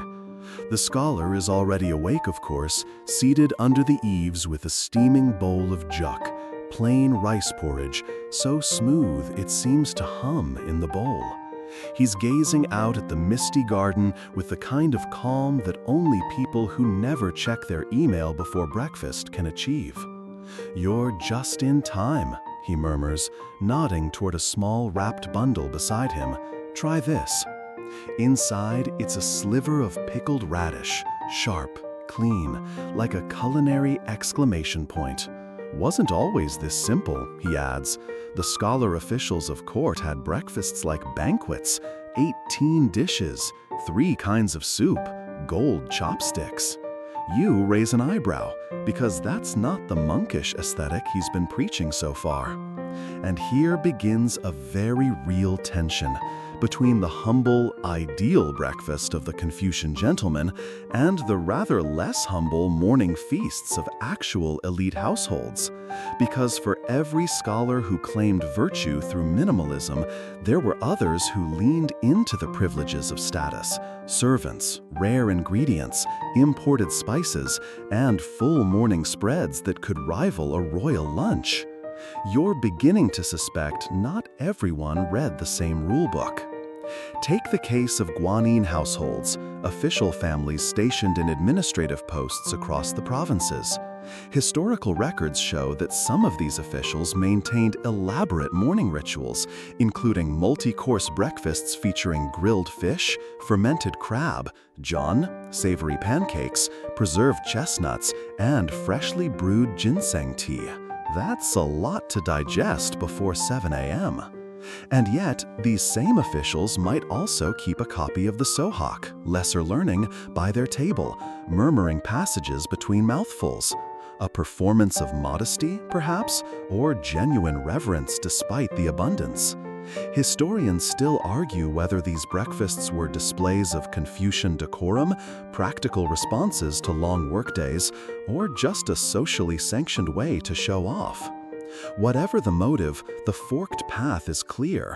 While rural scholars might start their day with a single bowl of watery juk, their capital cousins had bopsong, meal settings so complex they needed floor diagrams to remember where everything went. It wasn't always greed or gluttony either. In Confucian terms, abundance could be a virtue if it reflected harmony, family care, and respect. A full table meant you were providing well for your household. A rich spread was a sign of order and dignity. Of course, sometimes it was also just a chance to eat lotus root and pickled shrimp in the same bite. One famous 18th century scholar, Yi Duk-mu, recorded that his uncle's household served warm soy milk, 5 kinds of kimchi, and a pine nut cake, all before sunrise. He noted, however, that none spoke above a whisper, and each bite was taken as if before the ancestral spirit, which, you have to admit, adds a certain gravitas to breakfast. Then again, not all households followed suit. In Andong, for instance, the minimalist tradition was strong. Morning meals often consisted of just rice, clear broth, a single slice of dried radish, and maybe a half-boiled egg.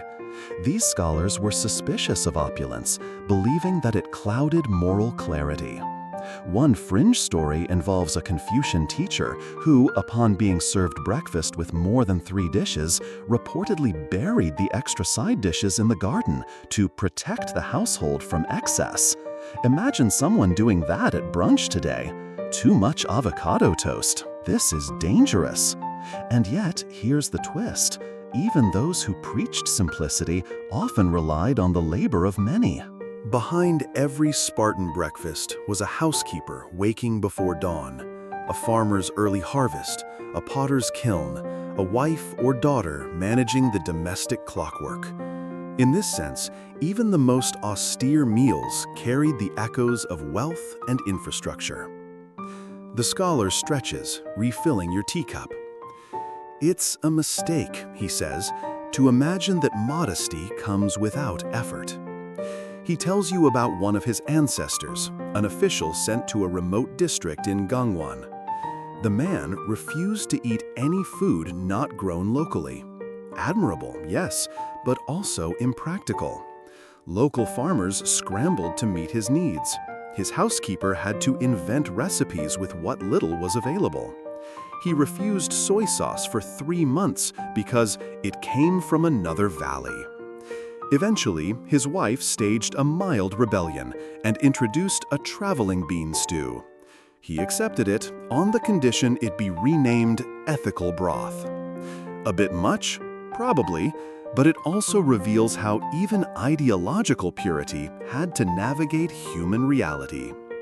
And speaking of reality, did you know that some households trained birds to signal breakfast time? That's right. In at least one preserved family chronicle, there's a note about a magpie named Guk who was trained to chirp precisely at the 3rd sejong bell, after which the head of the household would begin his morning rice. If Guk was early, he was scolded. If he was late, he was given less millet. Poor Guk. Fringe? Absolutely. But it's details like these that make the past feel oddly alive. Meanwhile, your scholar host is now folding tiny cloths around pickled plums. You ask why. It's a practice from Jola, he explains. You wrap the plum to remind yourself not to rush. You unwrap it slowly. It changes how you taste. You can't help but marvel at how a single item on the breakfast tray could carry layers of instruction. It wasn't just what you ate, it was the choreography of eating. From which dish to begin, how to sip broth, when to pause, and where to place your chopsticks when finished. Some scholars even devised moral systems for the order of dishes. One such routine started with water, moved to soup, followed by rice, and ended with fermented bean curd, each symbolizing a phase of reflection, presence, humility, and completion. In one preserved Confucian diary, the scholar writes, "Rice is reason, soup is clarity, kimchi is correction, salt is the bitter truth." That's either breakfast or a cryptic breakup text. But back to reality. What happens when the ideals clash with hunger? One recorded argument between father and son involved the son sneaking a fried dough snack before his father began the morning chant. The father's response was legendary. He composed a 30-line poem titled "On the Improper Appetite of Youth." The poem now survives in a dusty collection of ethical reprimands, which, admit it, you'd totally read. And yet, despite all these tensions, what stands out most is this. Morning meals, whether humble or elaborate, were acts of worldview. A plate wasn't just a plate, it was a mirror. What do you prioritize? Who do you serve first? How much is enough? Are you honoring your ancestors? Or are you oversalting the turnips because you're secretly mad about tax policy? Even now, Korean households carry echoes of these questions. The layout of side dishes, the reverence for the first bite, the silence that sometimes settles over breakfast, not awkward, but intentional. Back in the present, the scholar finally offers you another bowl of juk. This time, it's got something unexpected: ginkgo nuts. Memory food, he says. They help the mind hold on to things. You glance at him. Like family rules and ethical bean stew? He grins. The rain has stopped. Sunlight is breaking through the mist. Somewhere, a bird calls. No, not Guk, but you could almost believe it is. Breakfast is finished, but the aftertaste lingers. Not in your mouth, in your mind. In the little rituals, the inherited habits, the invisible choices that shape a morning, and through it, a life. You wake with a strange craving, something like curiosity marinated in ginger. The scholar is already standing in the garden, head tilted, gazing at a peculiar stone tablet half buried among the irises. He doesn't move as you approach, just says softly, You know, some people think our ancestors ate pine bark to become closer to the stars. That's how this section begins, with the weird, wonderful, and often mysterious beliefs that shaped breakfast choices. And not just beliefs about food itself, but about why some ingredients mattered more than others, how meals were structured, and what deeper meanings scholars believed were hidden in each bite. Today, we're walking the shadowy corridor between fact and speculation, the domain of eccentric ingredients, symbolic nourishment, and scholarly debates that refuse to go quietly. Our first stop, a recurring puzzle from the annals of Joseon, the near-religious fascination with dried persimmons. Now, no one's denying persimmons are delicious, but some records suggest that elite scholars believed dried persimmons could enhance one's memory, cleanse moral impurities, and, somewhat inexplicably, cure dishonesty. One famous rural academy even kept a single persimmon under glass on the breakfast table, never to be eaten, just contemplated. Was it a mnemonic to eat mindfully? A passive-aggressive reminder to behave? Historians still argue whether the dried persimmon was just a treat, a spiritual totem, or a symbolic slap on the wrist for wayward students. And persimmons were just the beginning. Some scholars wrote about fireless stews, meals that were allowed to ferment slowly without flame, thought to mirror the gentleness of moral cultivation. Others swore by soups made from sogi or deer antler shavings, which they claimed sharpened the mind and fostered intellectual courage. There's even one old travelogue that describes a village where scholars routinely added crushed pine needles to their morning rice cakes. According to the account, this practice was believed to open the breath to heavenly virtue. You're not entirely sure what that means, but it definitely sounds like something you'd see on a fancy wellness blog. Still, these fringe practices weren't just eccentric, they were expressions of a deeper impulse. To seek order, to find meaning, to fold the cosmos into a spoonful of broth. You and the scholar sit down again. This morning's meal is minimal: barley rice, radish soup, and something small and grayish on a side dish that looks mysterious. He raises an eyebrow. Silkworm pupae. You pause mid-chew. Protein, he says, and humility. If you can eat this without complaint, you can probably withstand an argument with a provincial magistrate. Fair. But while the ingredients might seem odd to modern palates, they weren't always chosen for flavor. Each item had symbolic value. Barley represented resilience, radish, purity, silkworm pupae, the transformative power of silence. That last one might be poetic license, but you're too polite to question it. Interestingly, the scholar then brings up a curious debate still circulating among food historians today.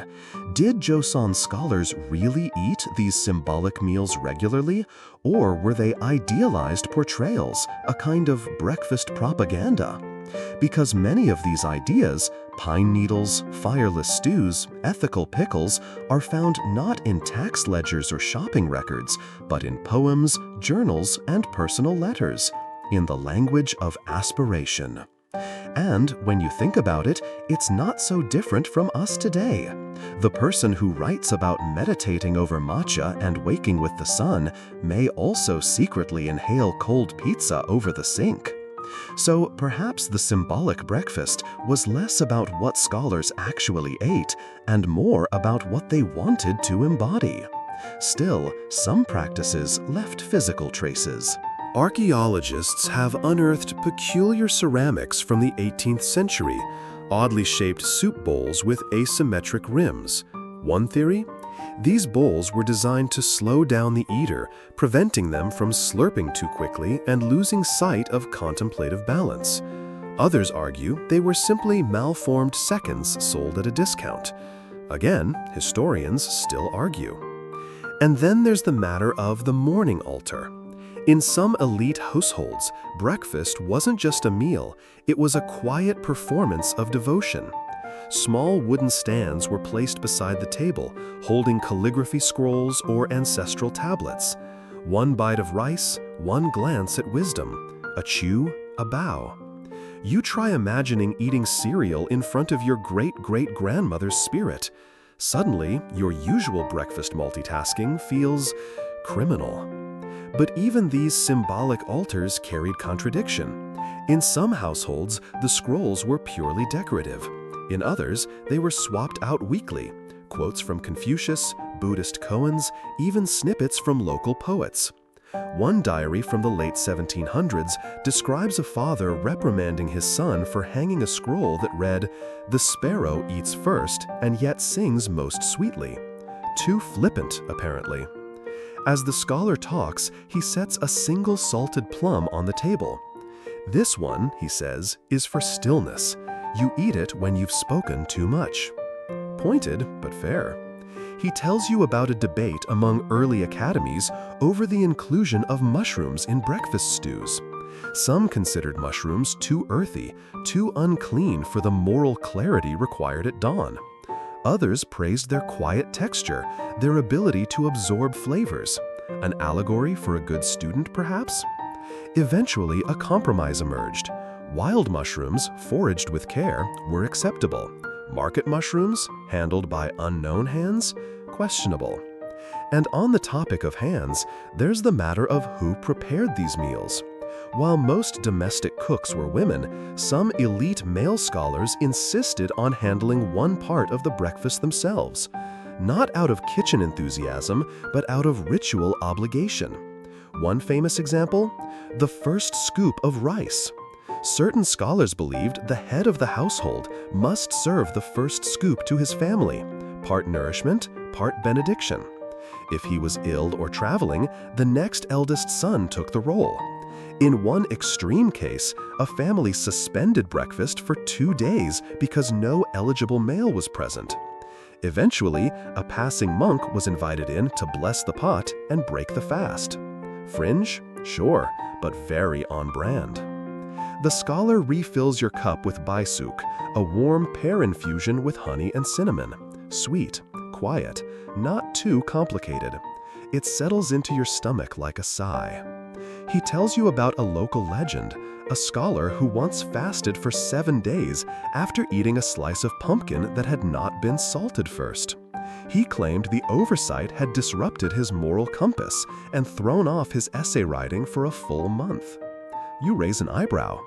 He later published the essay, the scholar adds, and it was quite bad. Well, the man had a point. There's something disarmingly human in all this, how every aspect of breakfast could become a matter of principle, performance, or quiet superstition. How even a plate of beans could spark an existential crisis. And yet, despite the contradictions, the ambition shines through. These were people trying, sometimes absurdly, to live with intention, to fold philosophy into their food, to wake up not just with hunger, but with purpose. You take another sip of pear tea. Outside, the garden hums with insect life.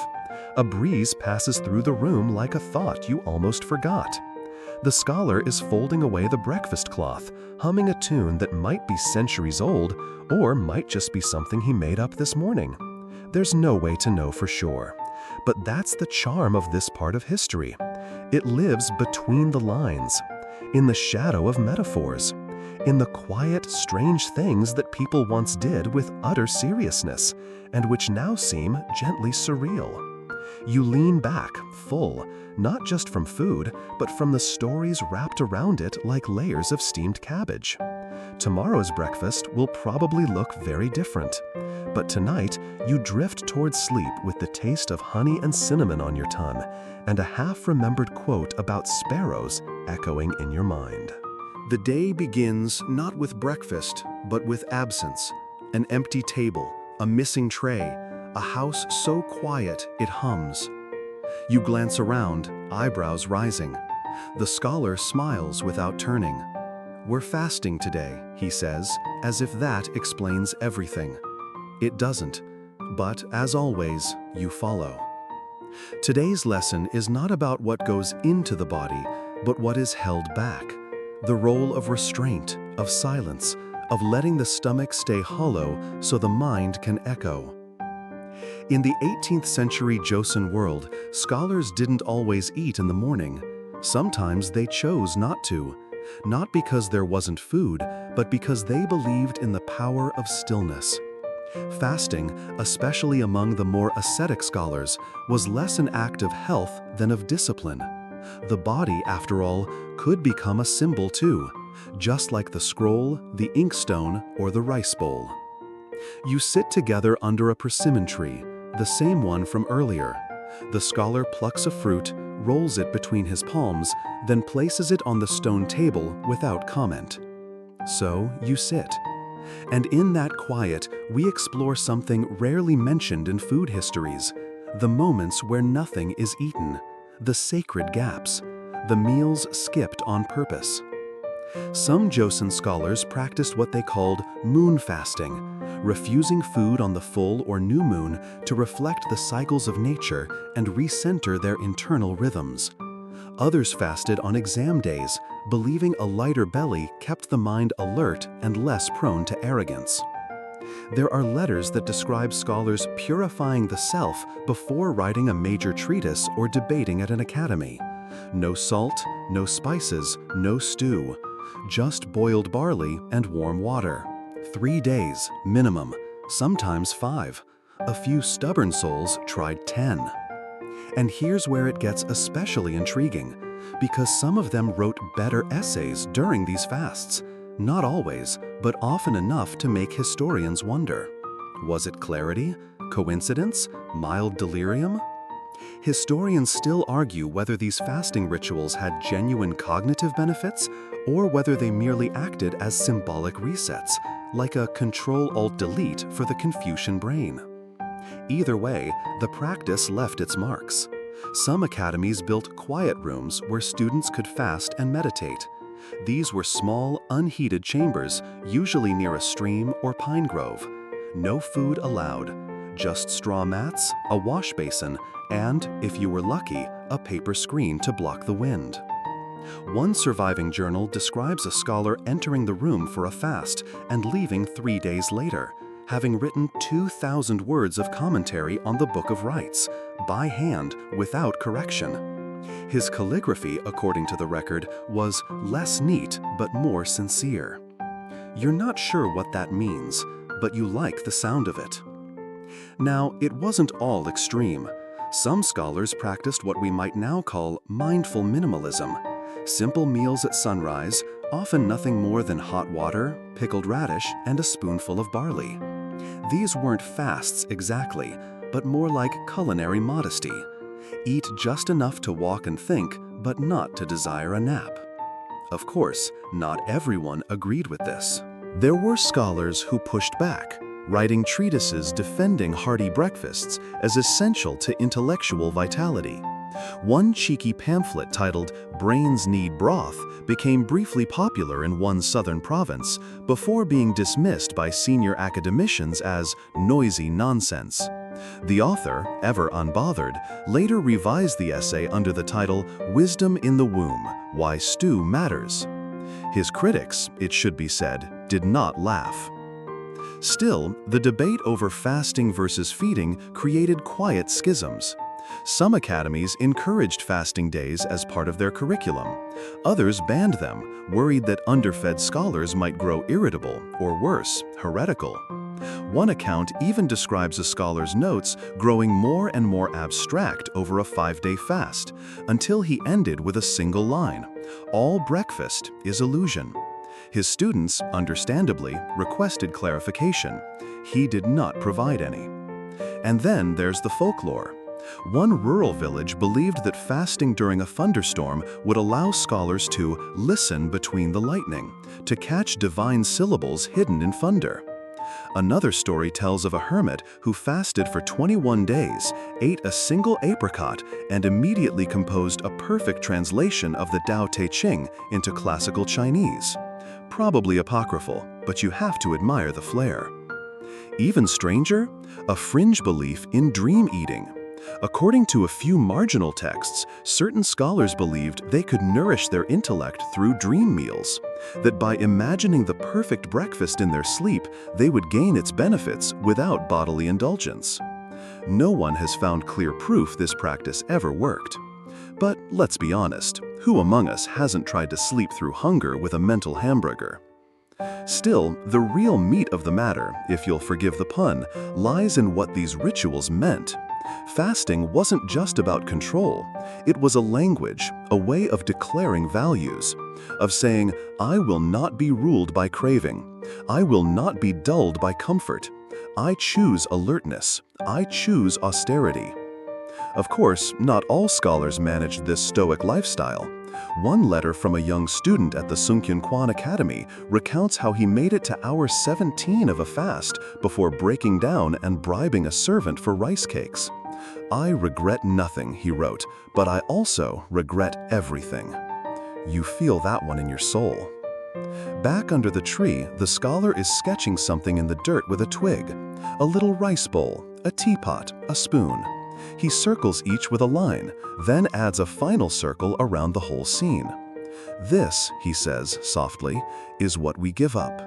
Not forever, just long enough to remember what it means. There's something reverent in that. The idea that by skipping a meal, you become more aware of the ones you do eat. That absence sharpens appreciation. That hunger can be a teacher. He tosses the twig aside and rises slowly. Come, we break the fast with dusk. And indeed, as the light turns honey-colored and shadows stretch long across the courtyard, a small tray appears again. Just a bowl of millet, a slice of radish, and a few pine nuts on top. It's not much, but it feels like a feast. You eat slowly as the cicadas sing. The millet is soft, a little earthy, the radish crisp, the pine nuts buttery and faintly sweet. Nothing fancy, but deeply enough. Across the table, the scholar lifts his bowl and closes his eyes before eating, a kind of silent toast. In this moment, food is more than fuel. It's reconciliation, a quiet return. And maybe that's the lesson these breakfastless days were trying to teach. That hunger isn't the enemy. It's the space between, the pause that gives shape to everything else, the emptiness that makes fullness possible. You sit for a while longer, the bowl now empty, the world softening into evening. No need for more words, just quiet. Tomorrow will bring new flavors, new debates, new footnotes in the ever-growing footnote of history. But tonight, you sleep with a belly gently filled and a mind made still. When the bell chimes in the courtyard, it doesn't sound like a call to breakfast. It feels more like a memory rippling across the tiled rooftops. You stir from sleep in the scholar's guest quarters, warmed by the quiet and wrapped in the strange comfort of patterned blankets, smelling faintly of wood smoke and thyme. Outside, morning has arrived, but no tray waits. Instead, your host greets you with a thin smile and a sealed scroll. Today, he says, handing it over, we leave the kitchen behind. That scroll? It's not a menu, it's a map. He wants to show you how far food can travel, not just across the land, but across generations. Because while 18th century Korean scholars certainly cooked, chewed, slurped, and occasionally skipped meals, what lingered longest were the rituals they passed down. You unroll the scroll slowly, and there it is, an elegant diagram of dishes, habits, tools, and proverbs. Arrows link barley porridge to court etiquette, soy sauce to ancestral rites, side dishes to social ranking. And at the very center of the scroll, encircled in red ink, Joseon Sonbi Junction, the scholar's spirit. Breakfast was never just food, it was a cultural compass, and its influence still spinning today. You follow the scholar through winding alleys, past modern doors hiding ancient routines. You peek into a kitchen where a grandmother slices radish just the way her teacher's teacher once did. A child behind her grumbles that breakfast is too plain, and she replies, without missing a beat, "Plain feeds the soul, not just the belly." It's a phrase lifted right out of 18th century scholar commentary, word for word. Later, you pass a small urban temple. Outside hangs a wooden sign with calligraphy that reads, "Honor begins with the morning meal." Inside, a monk is sipping hot barley tea in silence. You nod, he nods, and even though you're technically not allowed to speak, your eyes agree. The spirit of scholarly breakfast still simmers, even in unlikely places. Back at the academy ruins, not the functioning ones, but a moss-draped site visited mostly by historians and pigeons, you find yourself sitting on an ancient stone bench. The scholar gestures to where a kitchen once stood. "Nothing remains," he says, "but listen." So you do. And in the wind, in the rustle of dry leaves, you swear you hear the scrape of ladles, the slap of rice dough on palms, the murmur of debate over pickled plum versus sesame salt. Across centuries, the textures of memory linger. The way soy jars were buried in the ground to ferment at just the right depth. The way scholars wrote notes on napkins, yes, really, between bites of millet. One even drafted a love letter on the back of a dried seaweed sheet. Romantic? Maybe. Digestible? Not so much. Historians still argue whether these culinary imprints, recipes, rituals, metaphors, survived because of their inherent brilliance or because Korea's Confucian scholars were simply that good at embedding meaning into everything. Chopsticks became virtue. Spoons symbolized balance. Even hot porridge stood in for the temperate heart. And just when you think it's all metaphor, you walk into a bookshop that smells like toasted rice. The bookseller, a wiry man with ink-stained fingers, is hosting a workshop, Breakfast and Philosophy. His lecture?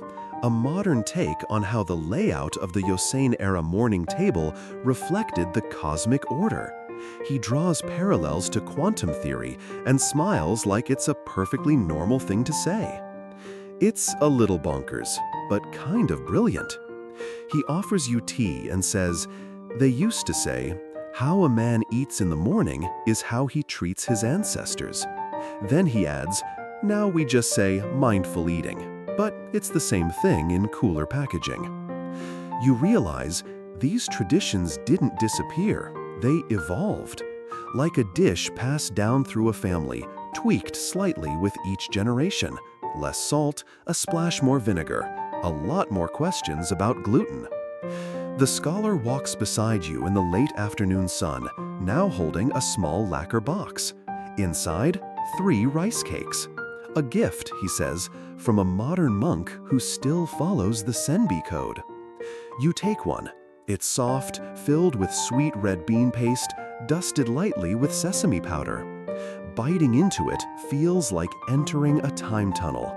The flavor is old, yes, but somehow alive.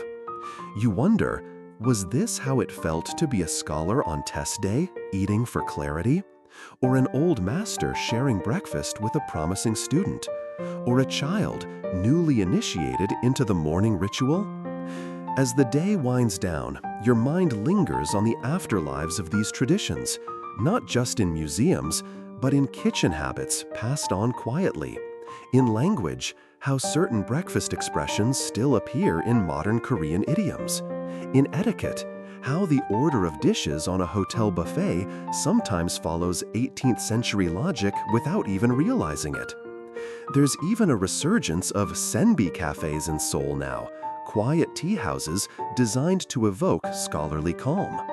They serve mung bean pancakes, rice porridge, and dried persimmon tea. No Wi-Fi, no rush, just you, your spoon, and a gentle hum of flute music. Call it nostalgia, call it revival. Either way, it works.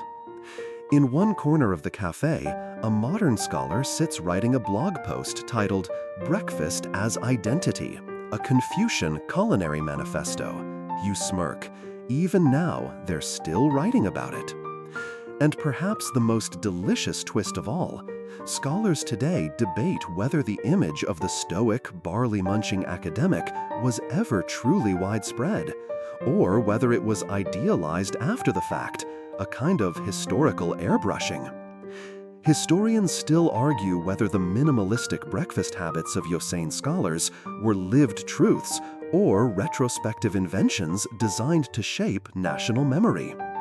You finish the rice cake. The light dims.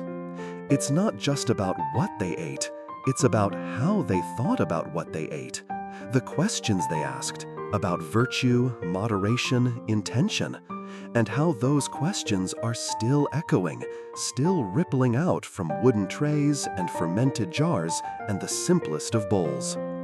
The scholar turns to you one last time. Every tradition leaves a flavor behind, he says. You just have to be quiet enough to taste it. And you are. You wake to the sound of light rain tapping softly on the papered windows. A pale gray glow seeps through the frame, and outside, the garden has transformed into a watercolor. Ink-black tree limbs, mist drifting low over moss-covered stone. The scholar's slippers shuffle outside your door, then a pause, a whisper of cloth. When you step outside, he's already seated under the eaves with 2 bowls in front of him. Nothing elaborate, just hot rice porridge swirled with scallion oil and a side of steamed greens. "This," he says, voice quiet, "is how it ends."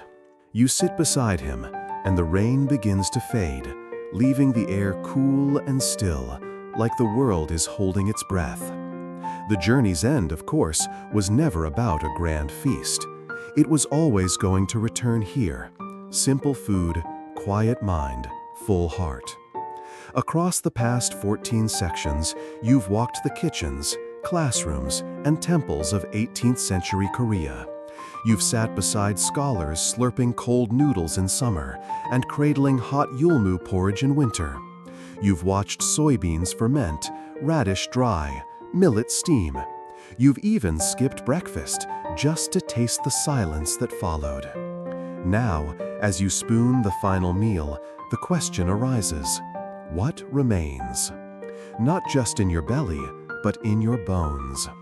Because if you look closely, you'll see that the real breakfast legacy of the Joseon scholar wasn't the recipe. It was the ritual. The way each bowl began with gratitude. The way simplicity wasn't just accepted, but celebrated. The way eating was an act of balance, not indulgence or denial, but harmony. In modern Korea, this harmony lingers.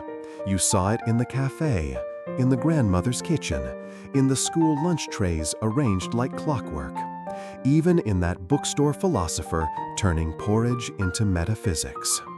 You see it now too, in the steady rhythm of the scholar's spoon as he eats in measured bites, eyes half closed.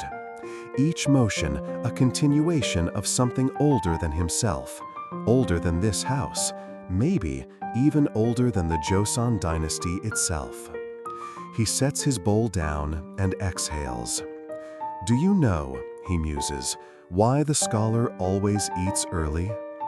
You shake your head. "Because the sun waits for no one, but wisdom," he taps his chest, "likes to arrive on a full stomach." It's a joke, maybe, but you both laugh, and the sound feels soft and warm in the cool morning air. Then he shows you one final thing. From a side pouch in his robe, he draws a folded cloth. Inside it, surprise, a neatly wrapped rice ball. Inside that, a note in looping brushstrokes. For later, when you remember. Because memory, in the end, is the last ingredient.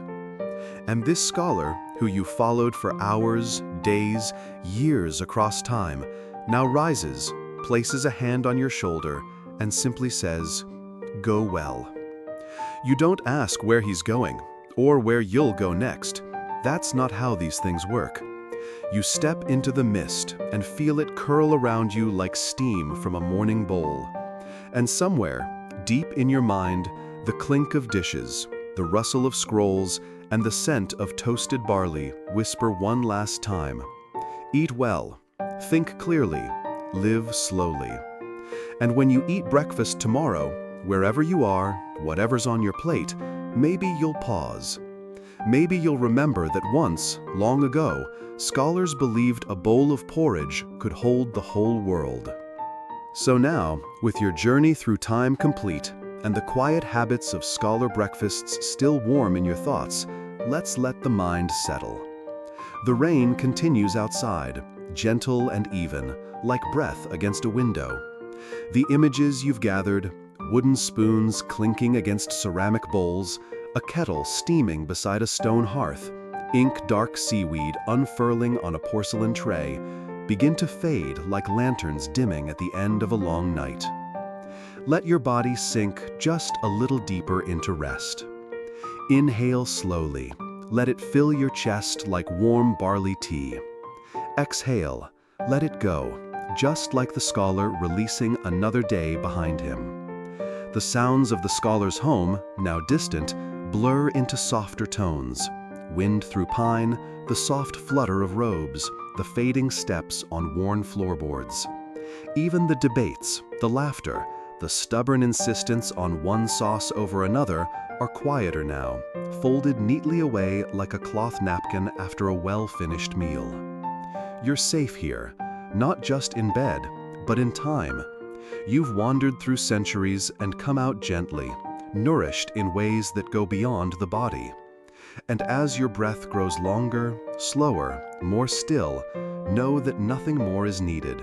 No more footsteps, no more notes. The day has ended, the bowl is empty, and the morning, wherever it comes next, will carry all the flavor you need. Sleep well, scholar of the night. Sweet dreams.